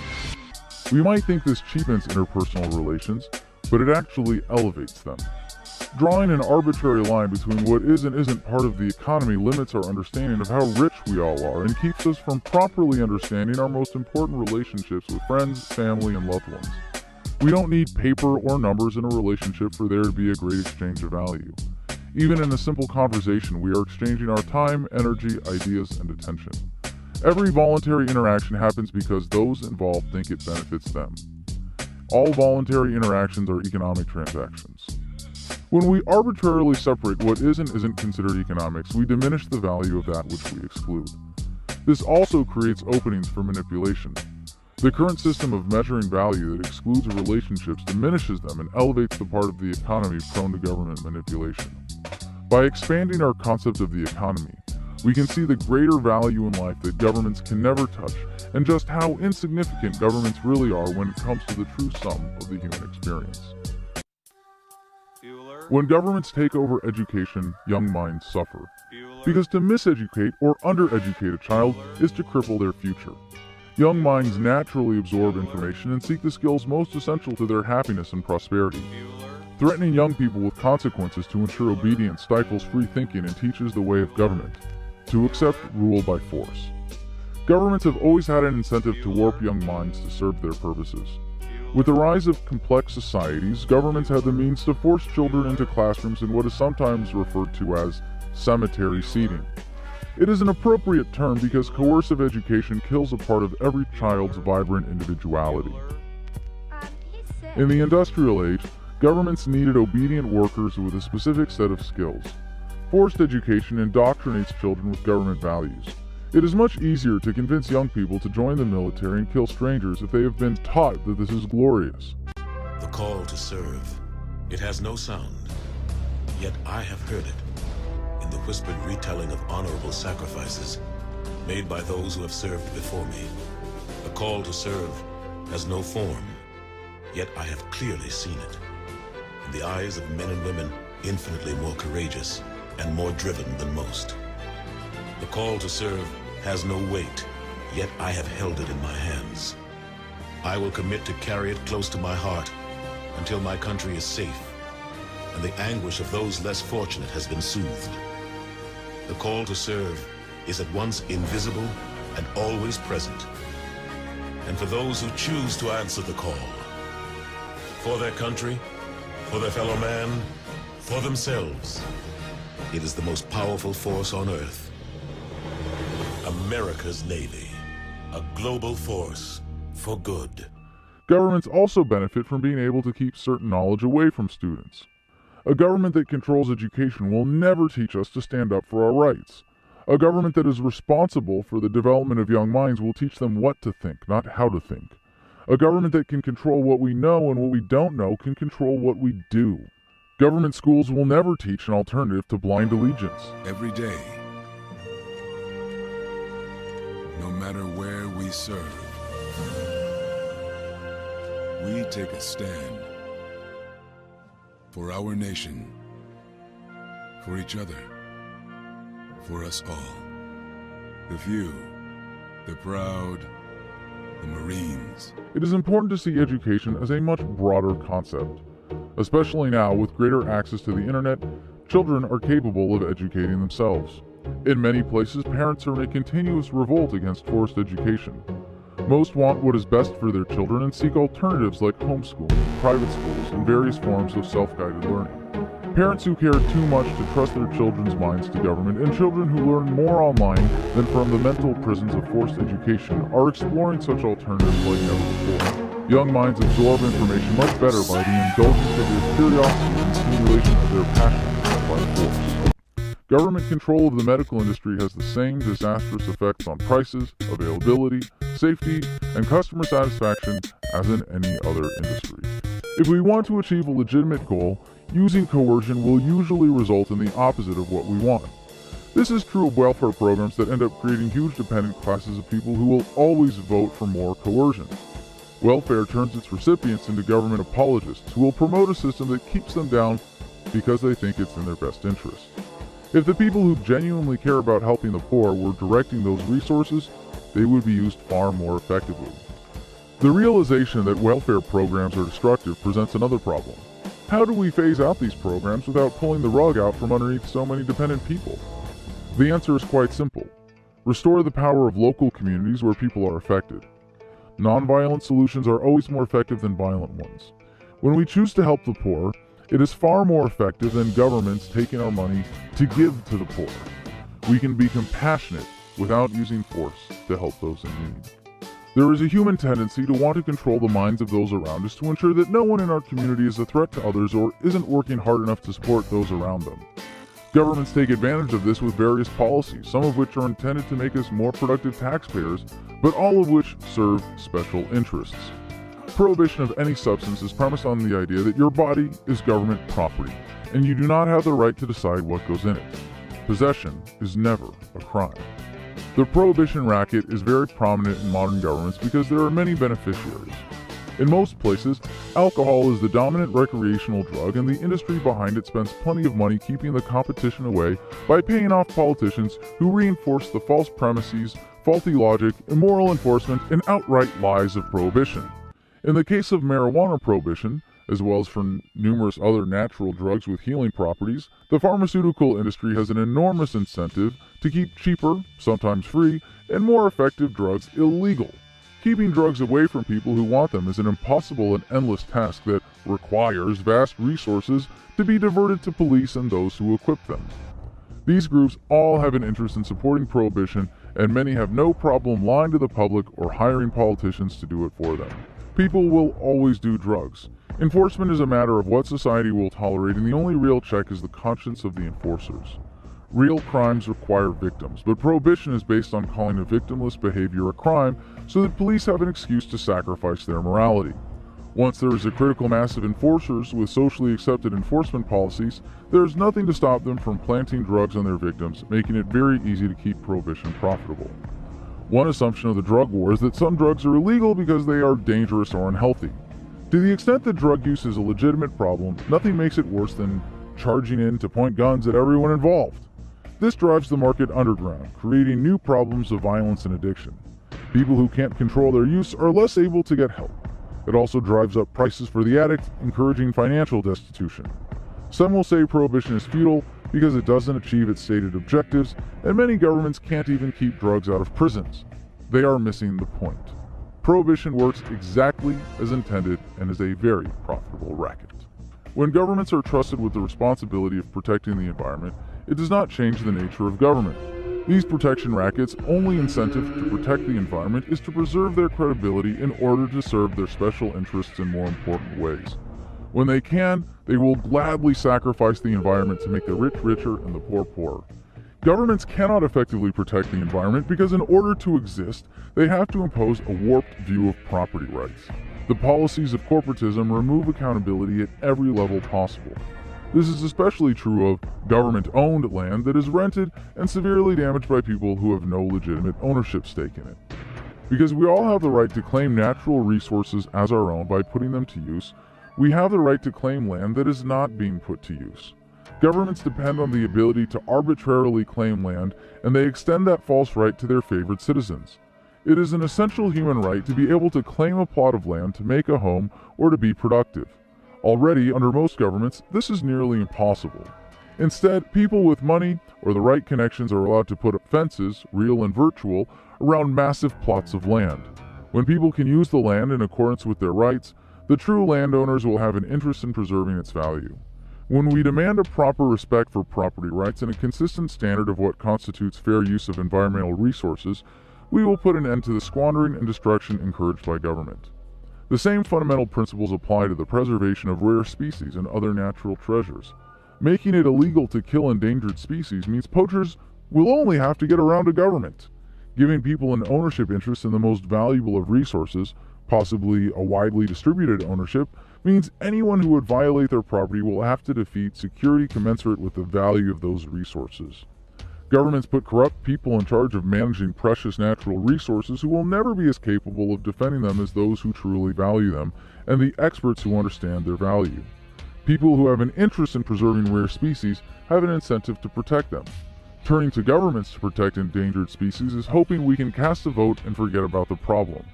We are turning our backs on them when we entrust their future to such an ineffective system. Climate change has become a favorite excuse for governments to tighten control over the energy industry. No matter how big a problem climate change may be, it does not justify more coercive control.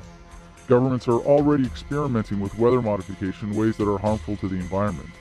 Only because it is being pursued by governments is it possible with so little transparency and accountability.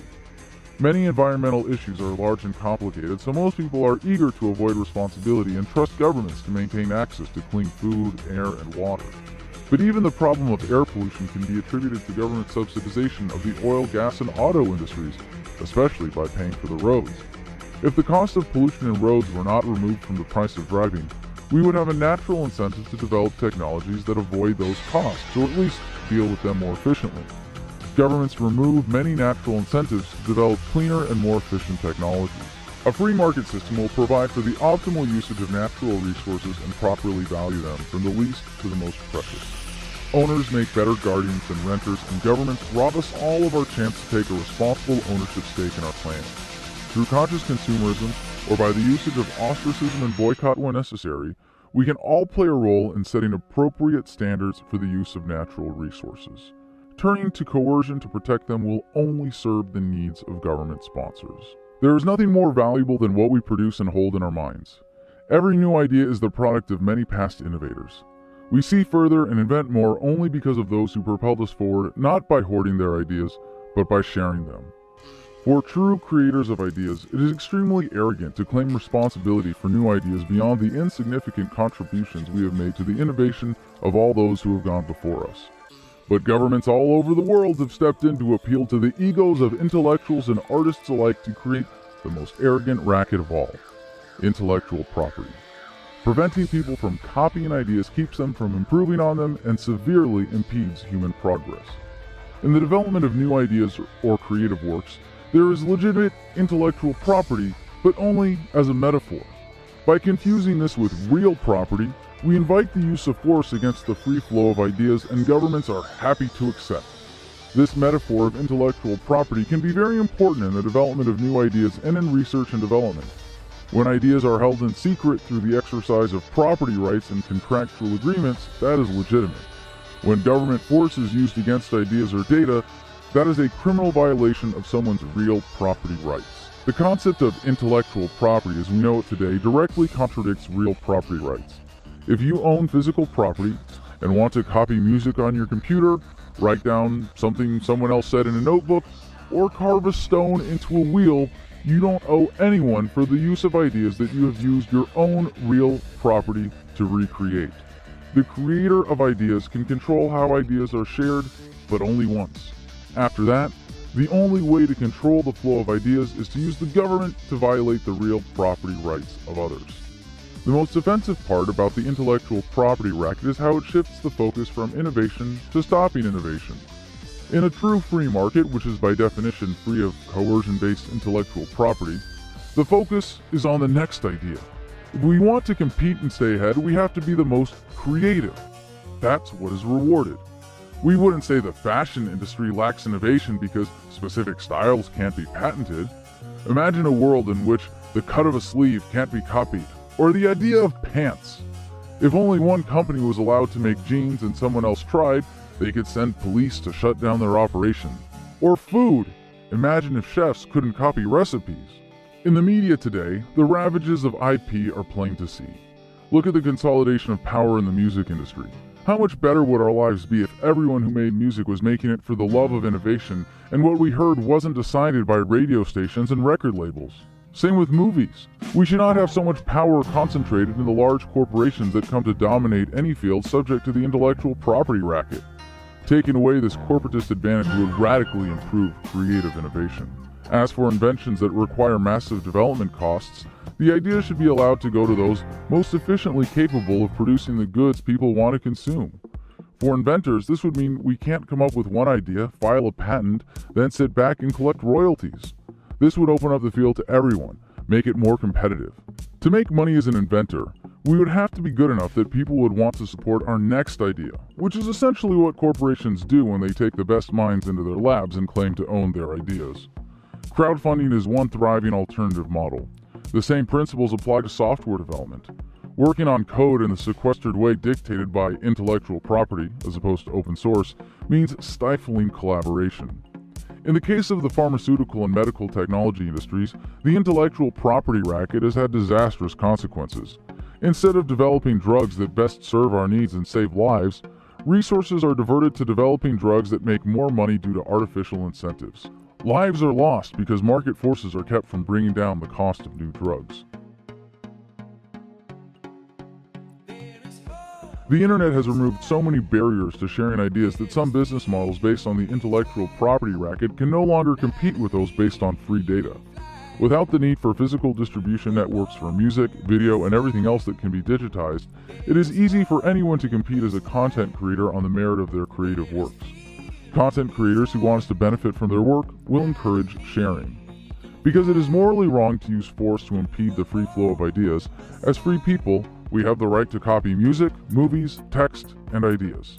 Because the free flow of ideas is essential to human progress and happiness, we also have a right to defy and resist any attempt to take our real property in the name of the dangerous fiction commonly referred to as intellectual property. We shouldn't have to insist that our personal, romantic, and family relations be absolutely free of violence and coercion. We expect freedom in our relationships, but how we relate to the relationships of others is an entirely different matter. This is where governments come in with their laws and their coercion. Because every law is backed up by the threat of force, every law aimed at controlling personal relationships is guaranteed to reduce their quality. People who receive financial incentives for having children will be less enthusiastic about parenting than those doing it for the intrinsic satisfaction. Laws attempting to control sexual behavior are backed by the threat of violently invading someone's bedroom. If people are involved in a relationship or exchange of physical pleasure in which both consent to what is happening, it is a crime to interfere with their relationship. They serve greater purposes than their absurd stated objectives by allowing governments to set the standard of sexual behavior and by giving them another weapon to use against deviants. Before government got into the marriage racket, the nature of these commitments was determined solely by the individuals involved and the religious or community institutions they made part of their commitment. The control of marriage licensing allows governments to control who can get married. The marriage racket also means governments control divorce, which would be bad enough without giving people the chance to seek decrees from judges backed by force. Treating children like property might make a parent's job easier temporarily, but it stunts their psychological development and conditions them to be treated like property by other authority figures, which is exactly why governments encourage this behavior. Most governments create a legal framework around the idea that children are the property of their parents, or at least are not fully people until they attain an arbitrary age or legal status. This reinforces the idea that rights are merely privileges to be given or taken away by an authority. While parents take on a certain responsibility as caregiver, they have no right to deny the will of a child to the extent it is properly expressed. Parents are not justified in using government to help them enforce their false ownership of a child. Children know when they are being treated like property and tend to resist it. The best parents are those who raise their children with an understanding of the great responsibility of parenthood and establish relationships based on understanding and respect rather than the threat of force. Most parents have a genuine desire to ensure their children are educated, but the government takeover of the education industry has led to a sense of helplessness among parents. In their eagerness to meet social standards of education, they are generally happy to turn their children over to government. Because children are people, they have the right to choose the course of their own education, not just from some arbitrary age, but from the moment they are capable of expressing a preference. This ensures the optimal engagement of a child's mind, which is constantly seeking to observe, learn, and develop the skills essential to providing for its own happiness. Technology makes information accessible at younger ages every day, and parents attempting to control their children are no longer capable of doing so by keeping knowledge from them. As they demand their rights of personhood, children will get them, and the sooner they do, the happier we all will be. It is critical to respect that we do not get to decide the terms for others, and we do not get to impose our standards. The most important thing you can do as a parent is ensure that your relationship with your child respects their personhood. But truly respecting and nurturing a fellow human means much more than not spanking them. If the moral argument was not compelling enough, science has clearly demonstrated that hitting children interferes with the healthy growth of their brains. Using violence against children teaches them that violence is an acceptable way to settle disputes and influence others. When a parent hits a child, they often forget the physical nature of the relationship from the child's perspective and just how intimidating they can be. This also warps a child's view of authority. The use of violent language, yelling, and anger can have the same effect and teach children the same destructive habits. Parents should use reason and logic to influence the decisions of their children and use force only when immediately required for safety. This is the same standard by which we would like to be treated as adults. Communicating needs and requests is more effective than making demands and threatening consequences.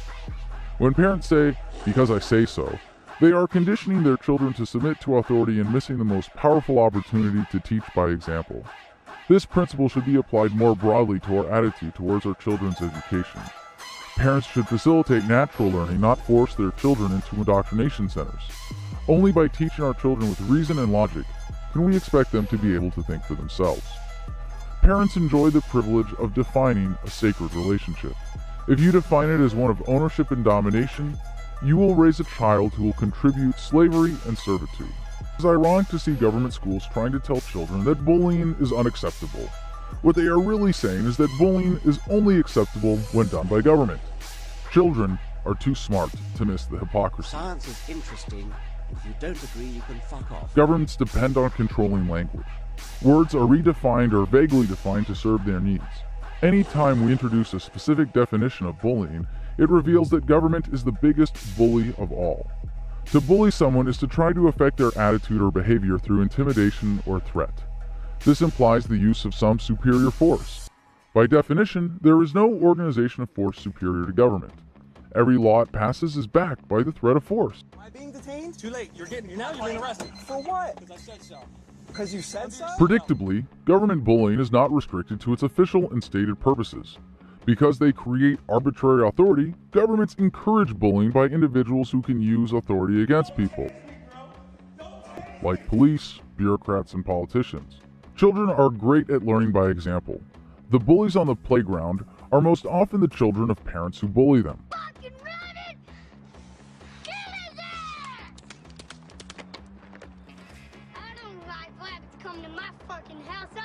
Telling children that government is good conditions them to be bullies. No, I'm telling you that it's under the car. I'm not coming out of the car, sir. For what? Because I said so.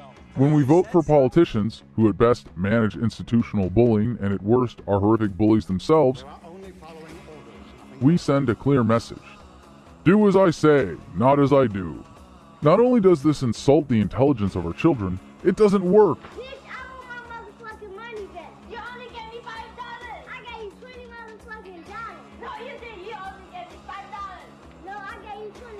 They learn that if it's fine for government to be a bully, it's fine for them to be bullies.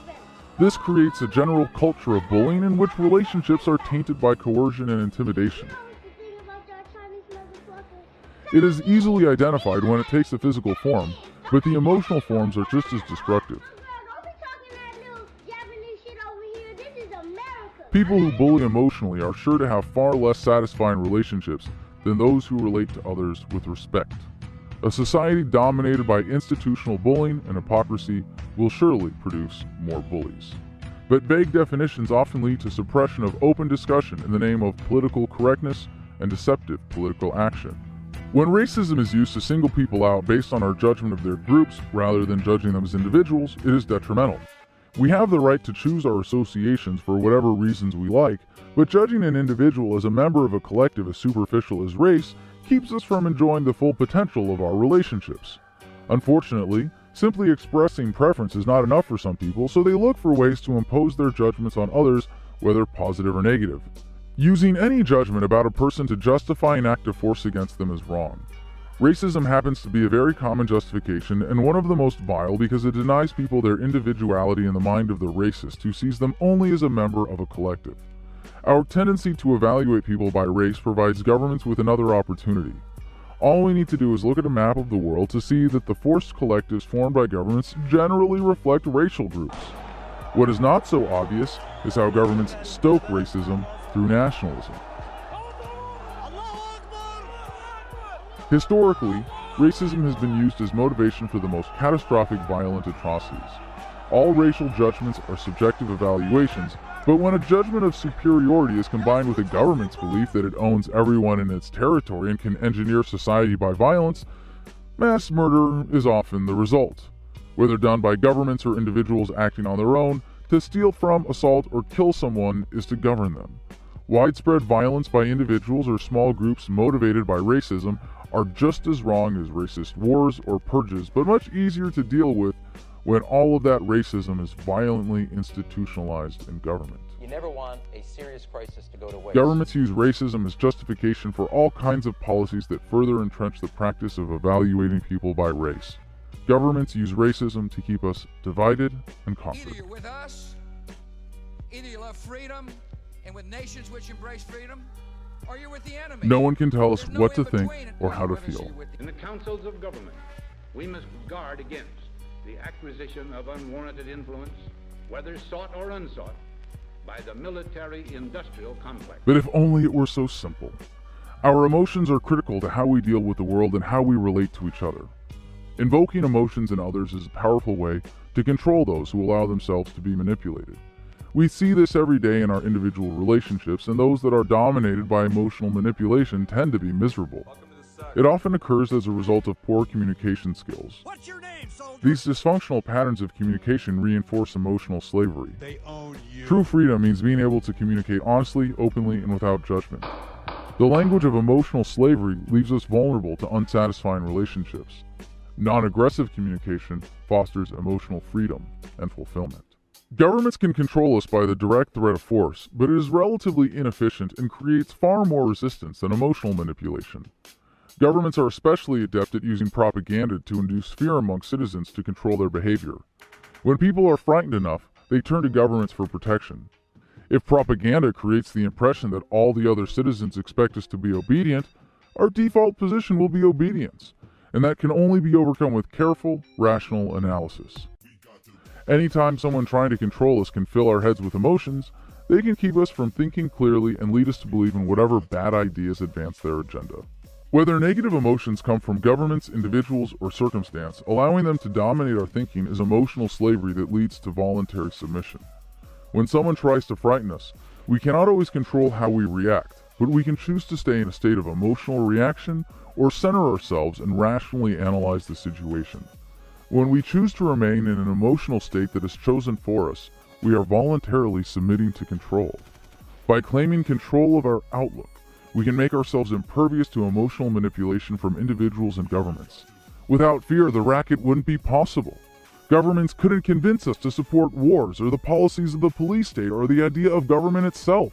Patterns of manipulation are passed from generation to generation. We all value our health, and yet we trust governments to tell us which food, drugs, and chemicals are safe. They only care about our health so long as it serves their interests. Besides the desire to keep citizens docile and obedient, when it comes to the health industry, governments increase their power by getting citizens to trust them, then selling that trust to the highest bidders in the food, pharmaceutical, and medical industries. If we are to be free, we must be healthy. If we are to be healthy, we must stop trusting governments. We rely on many indirect information sources to determine if the food we consume is safe. We seek the approval of experts and authorities to save us from having to do a detailed analysis of everything we eat. There's nothing wrong with that if we know who to trust. Many private organizations test food for pollution and bacteria and are critical to ensuring food safety all over the world. In many places, governments have completely taken over food safety services. This often results in bribes, lower standards, poor oversight, and opportunities for unscrupulous people to take advantage of people who will eat whatever governments say is safe. Abuse of food safety authority often means that foods which are unsafe are approved because of bribes, while healthy food producers are shut down or harassed by regulators. Natural, decentralized, or organic food sources are made illegal, and producers who can't or won't buy off politicians get shut down. Some extreme interventions have obvious disastrous effects, but the less obvious and more widespread effects can be worse. When foods are subsidized, the market is distorted and industrialized crops become much cheaper, crowding healthy foods out of the market. The detrimental effect on the health of poor people who have no choice but to eat the subsidized food is immeasurable. A relatively new intrusion in the food industry is the regulation, or more importantly, protection from liability, related to genetically modified food production. This technology comes with many dangers, like making food less safe, polluting non-GMO crops, and throwing ecosystems out of balance. Because this technology is being pursued by massive corporations already adept at bending governments to their purposes, we suffer the consequences of the unsafe side effects of this technology without the chance to hold producers liable. Conscious consumerism can address these problems, but as long as we trust governments to decide what is safe, we don't stand a chance against dishonest producers. When governments are used to control pharmaceuticals, many life-saving drugs are kept away from people until their manufacturers can navigate the approval process. Many unsafe drugs are approved because the regulators have been bought off. Due to subsidization of the pharmaceutical industry, patients are encouraged to turn to pills when much more effective but less profitable cures are available. Doctors who are protected from accountability and paid to push prescriptions will sacrifice the health of their patients for profit. In some cases, doctors can be made liable for not providing specific treatments. Vaccines have a role to play, but because of their mass appeal, they are often required, subsidized, or pushed by governments, and public health is compromised to serve government sponsors. While modern medicine has its virtues and can accomplish things natural remedies never could, the balance between natural remedies and modern medicine is skewed toward corporate interests by trusting governments to oversee the healthcare industry. The modern government-controlled lifestyle makes people unhappy in many ways. When unhappiness is uncontrollable, it is known as depression, and it affects millions of people all over the world. Depression is not an organic phenomenon, and aside from the obvious ways that governments make us unhappy, there are some specific policies that promote depression. Many government-approved ingredients in processed foods, pollution deemed acceptable by governments, and drugs judged to be safe by governments cause depression. Governments also promote depression-inducing tax-slave lifestyles with limited access to nature. By choosing a different lifestyle, we can avoid these risk factors. The choice is clear. Trust the government and sacrifice your health for corporate profits, or think for yourself and enjoy a healthy life. This is one area where we still have many choices. We can grow our own food, be more conscious consumers, exercise properly, eat right, seek natural remedies, and collect our own water. We can opt out of the unhealthy lifestyles promoted to keep us enslaved. Choosing to be unhealthy and susceptible to chronic diseases makes you more dependent on modern medicine. In the long run, investing in your health pays off by helping avert chronic disease. If you can't be healthy, you can't be free. If you work for a government, you might have been promised great pensions and benefits. All such promises from government are promises to steal from future taxpayers. Many people who don't work for government do so indirectly, and not just as taxpayers. If you work for a corporation that contracts with government, you might be having a worse effect than someone working for it directly. Many people in this position understand exactly what they are doing. They are working against the cause of freedom and sacrificing their morality for a paycheck. This may come with perks, but you can't buy happiness, and without living virtuously, it is much more difficult to be happy. If we want to minimize our contribution to evil, we must consider how we can change our lifestyle or sources of income. Because governments cannot steal from what they cannot see, they demonize people who work off the record or under the table. However, this course is far more noble and moral than working in a way that guarantees you will be a sponsor of government violence. Governments stifle entrepreneurship with regulatory barriers to small businesses, but a true entrepreneur is not discouraged by challenges. Governments and banks encourage tax slaves to take on debt as a way to make them dependent on their jobs. Many people fall into this trap by living beyond their means. Sometimes high earners are trapped by their salaries when they use them to take out loans for big homes and expensive cars. Debt makes you a slave, and we should all avoid putting on any more chains than necessary. When we sacrifice our values for immediate material gain, we suffer in the long run. It is often pointed out that money can't buy happiness. The most successful people, by any measure, are as prone to misery and depression as anyone. Looking at the modern world and antidepressant consumption, we might conclude that wealth causes depression. Even a brief examination of the human condition reveals that happiness is not a pursuit as much as a choice. True mental freedom is empowerment to choose your state of mind. If the only happiness you ever know is dependent on external factors, you will remain a slave to circumstance and never be truly happy. You can only swing between happiness and fear, knowing deep down that if conditions beyond your control change, you won't be happy. Your mood and your frame of mind are your choice. Being happy is as simple as changing your mind. You really think you can go all day long? That's what she said. Emotions serve an essential role for survival. Fear and the fight-or-flight response have saved countless lives, but such hardwired responses often take over our evolved brains and keep us from fully using them. Rational fears become anxiety and insecurity. Disappointment becomes depression. Hostility becomes anger and hatred. The discipline of happiness is separating these reactions from how we deliberately choose to live our lives. Happiness is the ultimate measure of success. But if you choose to dwell in fear, disappointment, and hostility, and choose to be unhappy, then you'll be unhappy. Instead, we should seek to be the alphas of our own lives. Someone who is truly emotionally free has no need for imposed external authority. The people who are the driving force behind statism are not happy, and truly happy people are not very political. The greatest weapon against tyranny is a mind that refuses to submit to manipulation. If we want to be warriors for truth, soldiers for justice, and champions of freedom, we must first attain the discipline of happiness and a great capacity for living in love. Be the master of your own mind. Choose your demeanor at all times. Never meet a fellow person with force or coercion. Strive to live by reason. It may have taken millions of years of gradual development to get to where we are today, but now development is rapidly accelerating. It's true that exponential curves never quite get vertical, but the curve of human progress is approaching the point at which it might as well be. All aspects of our lives that can be driven by technology will be accelerating so fast that we won't be able to tell if the lines are vertical or not. The amount of change that occurred in the last several million years will soon be happening on an annual basis, and then on a daily basis, and then on an hourly basis, and then we will have hit the asymptote. Technology has already radically altered the human experience. We tend to take it for granted, but our lives today are radically different from those of just a generation ago. In another generation's time, they will be even more radically different. While there is the underlying curve of all technological development, we can now see it following the development of computing power, which follows a clear exponential curve. Overall productivity, life expectancy, transportation capabilities, and so many other crucial aspects of our lives are now driven by this curve.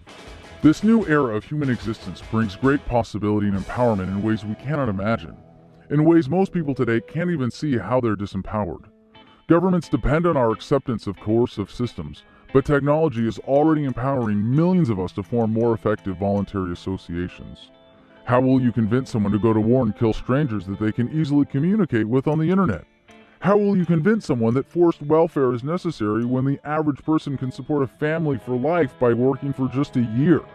How will you convince someone to accept control by force once we have figured out the peaceful ways to accomplish everything people used to think required governance? In many ways, technology is already rendering governments obsolete, but that process is about to take off.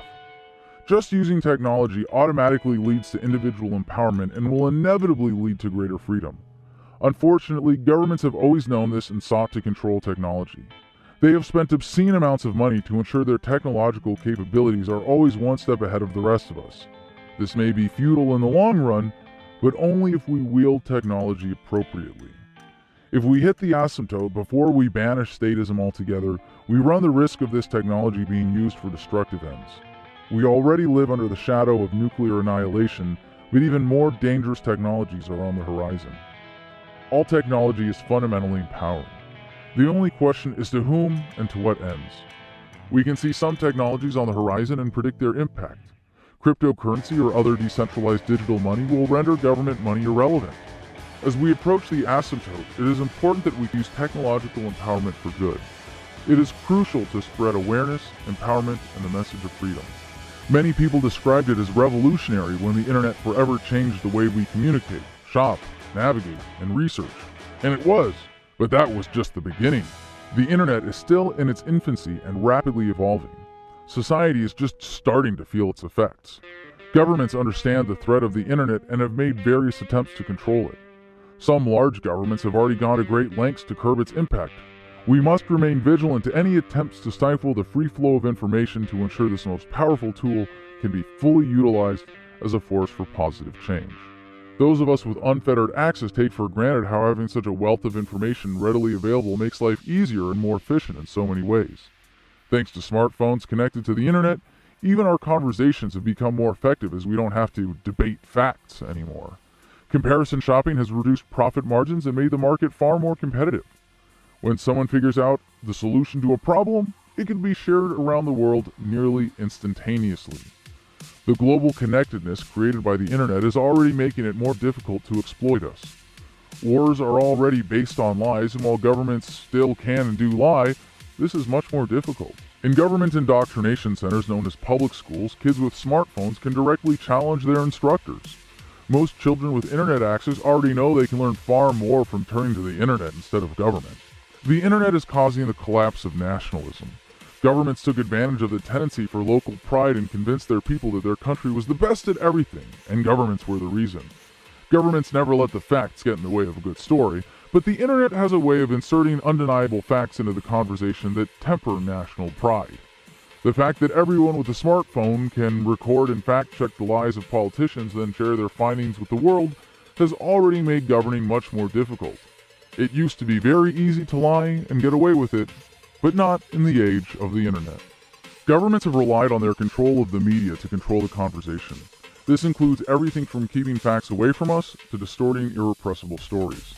In the age of the internet, control of the conversation has been decentralized. Anyone with a story to tell or facts to share can get online and challenge the official narrative. In order to maximize the benefit of the internet, it is important to support independent media. Centralized control of the conversation is also being rapidly eroded by the phenomenon of sharing through social networks. No longer does a central authority decide what information is important. This is not just a new sharing of values and perspectives, but a new filter for relevance. One of the internet's greatest assets is its ability to capture a broad reaction in public comment sections. Governments hire people to sit behind computers all day with multiple false identities to get us to think, for example, that everyone loves something that government just did. While governments have no problem stealing the money necessary to hire armies of spammers, some have invested in sock puppet software so one person can swarm a conversation with multiple fake profiles. To use this in any capacity is a fraud, but because governments are based on the fraud that we need them in the first place, it makes perfect sense that they would have an interest in this technology. As the internet continues to evolve, the sock puppets might be filtered out, but not without a degree of vigilance from those who value the integrity of the conversation. The anonymity of the internet allows us to say things we might be afraid to say in real life. The therapeutic effect of this cannot be underestimated, as millions have already benefited from support communities that were impossible before the internet. We can challenge the status quo in ways never imagined and speak out without fear of retribution. Governments depend on lies and deception to maintain their rackets, but now we have the truth button at our fingertips. The current global paradigm of social organization is statism. Statism is based on a central authority, rule by force, and subservience to the collective or ruling class. Because the statist paradigm results in violence, suffering, exploitation, and the stifling of potential, the freedom paradigm will bring prosperity, happiness, harmony, and a new phase of human existence. There have been similar fundamental turning points before. Learning how to manipulate fire changed our lives forever. The rise of complex language made society itself possible. Mastery of agriculture was a major turning point. The Industrial Revolution could be placed on this scale. However, there is something fundamentally different about the paradigm shift to freedom because it lays the foundation for the realization of so much more of our untapped potential. For the paradigm shift to occur, it has to be embraced by a critical mass of people. We are rapidly approaching the tipping point at which statism will be untenable, not just because the institutions are unsustainable, but because we are rising up and demanding our rights. This is not just a process of education, but also of inspiration. Because they fear the transition, some will rationalize their slavery despite knowing that they will be better off when free. Toppling governments will not be helpful if self-government is not first embraced and demanded. To timidly ask for a reduction of injustice is to ask for the perpetuation of injustice. Dismantling governments as peacefully as possible will take work, but we should demand no less than absolute freedom. When this paradigm shift is complete, asserting that governments are necessary will be as laughable as asserting that the flat earth is the center of the universe. Achieving a free society requires a great deal of education. The current statist paradigm has been beaten into every mind governments can touch because exploiting people is so much easier when they believe their exploitation is necessary. There are those who will eagerly pursue self-education once given a peek behind the curtain. There are those who need encouragement and assistance. But for all those who cling to statism as if mistaking an anchor for a life jacket, there is activism to separate them from their delusions. Education of others starts with education of ourselves. To be advocates for freedom, we don't need to be academic experts, but it helps to have a complete grasp of the message. It helps to have a thorough understanding of how statism affects those around us. This is not just researching, but listening and observing in order to point out the most relevant, immediate, tangible benefits of increasing freedom. Do not underestimate the significance of studying economics to understand the destructive consequences of governments. Be prepared to relate economic principles to real needs. Education in the name of freedom can take many forms. Sometimes it's as simple as sharing a thought in conversation or an important news story on the internet. If we find satisfaction from such efforts, there is nothing wrong with keeping it simple. In fact, one-on-one conversations are often the most important factors in changing how someone thinks. When advocating for freedom or educating those around us, it is important to stay true to core principles. If we argue for the fantasy of limited government, we are promoting at least limited injustice, which is still promoting injustice. One approach when discussing these issues with people close to us is to personalize government violence. It helps people understand the immorality of what they are advocating when we can put their positions in terms of individual implications. Every time they advocate for government, they are suggesting that some form of violence be used against us for disagreeing. All education is a form of activism because it seeks to change the status quo. In a sense, every deliberate act is a form of activism, but that might be too broad a definition to be useful. Activism can be a powerful way of grabbing people's attention to educate those who would never seek education on their own. Street theater, protests, and civil disobedience have this effect. The protest is entering its second week. The arrests were caught on tape and uploaded to YouTube as part of the Occupy Wall Street movement. Eyewitness News report. More direct actions like widespread disobedience, boycotts, direct interference with enforcers, tax resistance, seizing land, ignoring trade restrictions, going on strike, or even rejecting elements of government altogether can achieve immediate change. The revolution will put you in the driver's seat. The revolution will not be televised, will not be televised, not be televised. The revolution will be no rerun, brothers. The revolution will be live. Blind obedience is thoughtless and reckless, but disobedience is always thoughtful and deliberate. Disobedience is civil. Obedience is uncivil. Did you point guns at people or threaten them with violence today, or did you only initiate non-coercive interactions? The term agorism comes from the ancient Greek word for an open marketplace, agora. Governments try to demonize agorist activity as the black market, but that is only because they want our trade to occur where they can control and tax it in their coercion-dominated white market. To achieve a voluntary society, Agorism will be essential to building the economic structures that will help us wean ourselves from governments. Reaching out to those closest to us and in our communities is most important. Help people understand government and how to avoid its exploitation. Start creating a freer society in your community by building it yourself. If you can't convince your friends and family to not support using government against you, it does you no good to try to wake up those people who might never support you if your activism gets you in trouble. Where there is revolution without evolution of thought, there is a power vacuum. Instead of provoking instability, we should encourage self-government to fill that void so we can have a peaceful, orderly transition to a world without governments. The way to do that is localization.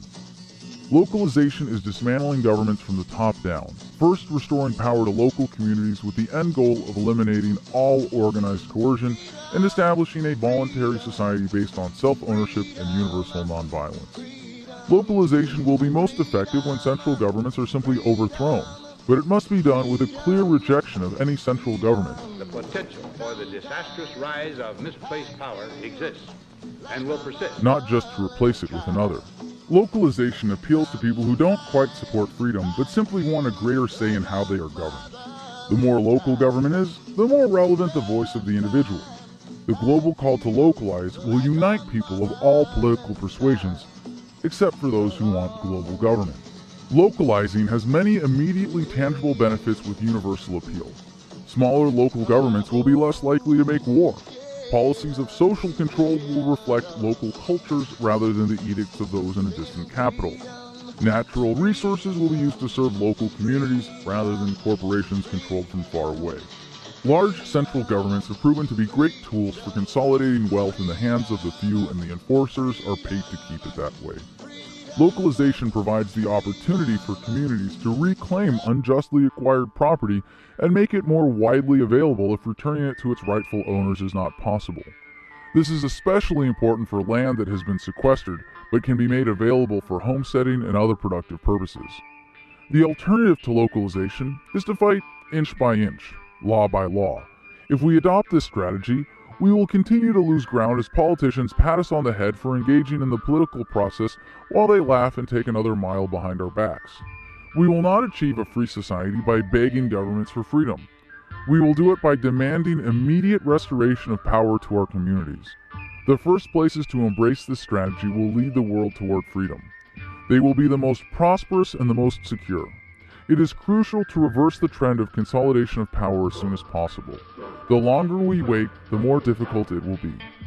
Localization starts by practicing localism, building up our communities and creating the organizations to make ourselves less dependent on central governments. We could even say that localization is inevitable. It's just a matter of how.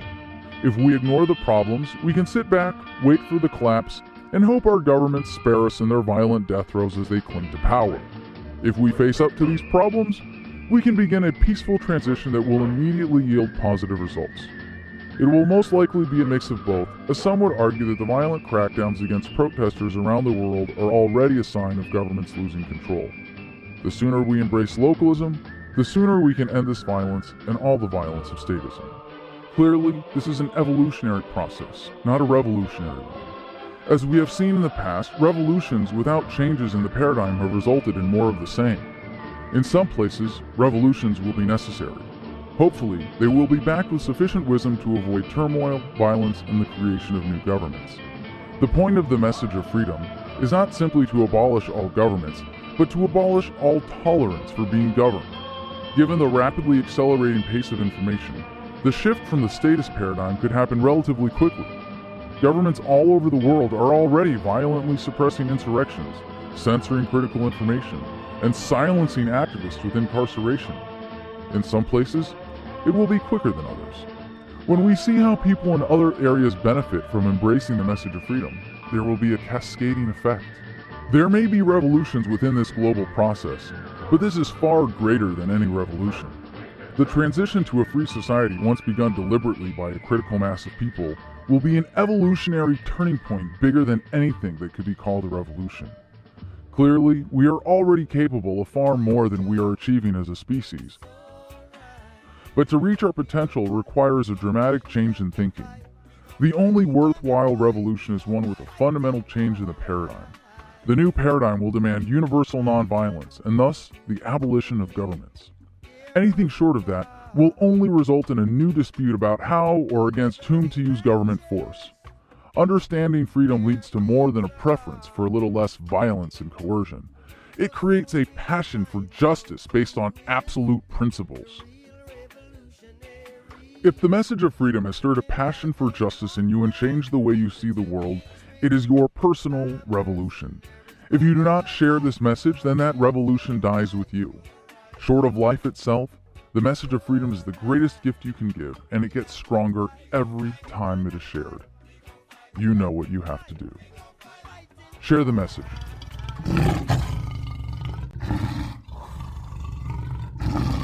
And help build a free world.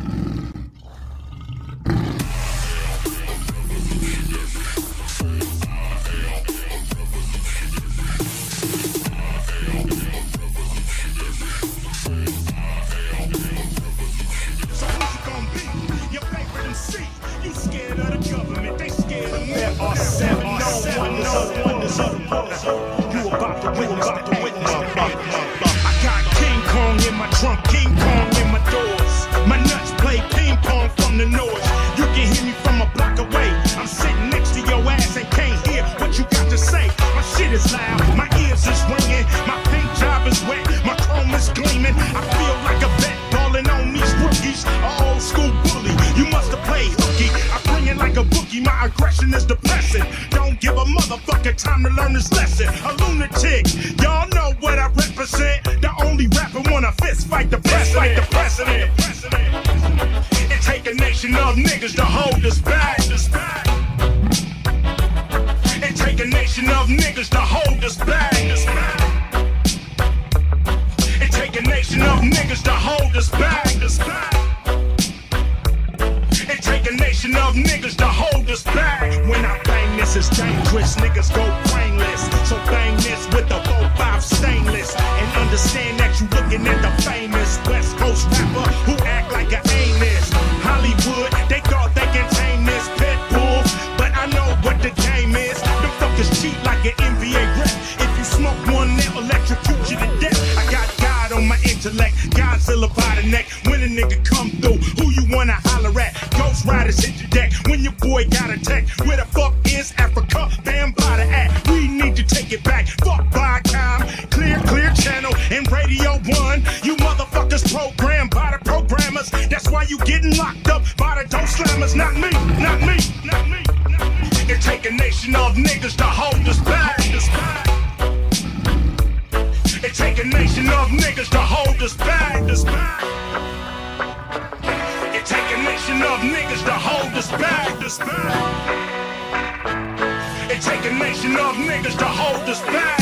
Their music so fluffy, I'ma stay gutter. That shit is kinda popcorn, my shit is so butter. My style never changed in 22 summers. Straight independent and doing my numbers. This shit don't sell, you know I'm still paid. So side puss niggas can drink lemonade. I'm doing it for the love, you doing it because you need that advancement to spend on them dubs. I don't need a penny, but I need many. Don't worry about my money, boy, cause I got plenty. You motherfuckers worry about flossing so much, you don't know the fundamentals, you forgot how to brush. These 32 teeth will give your ass grief.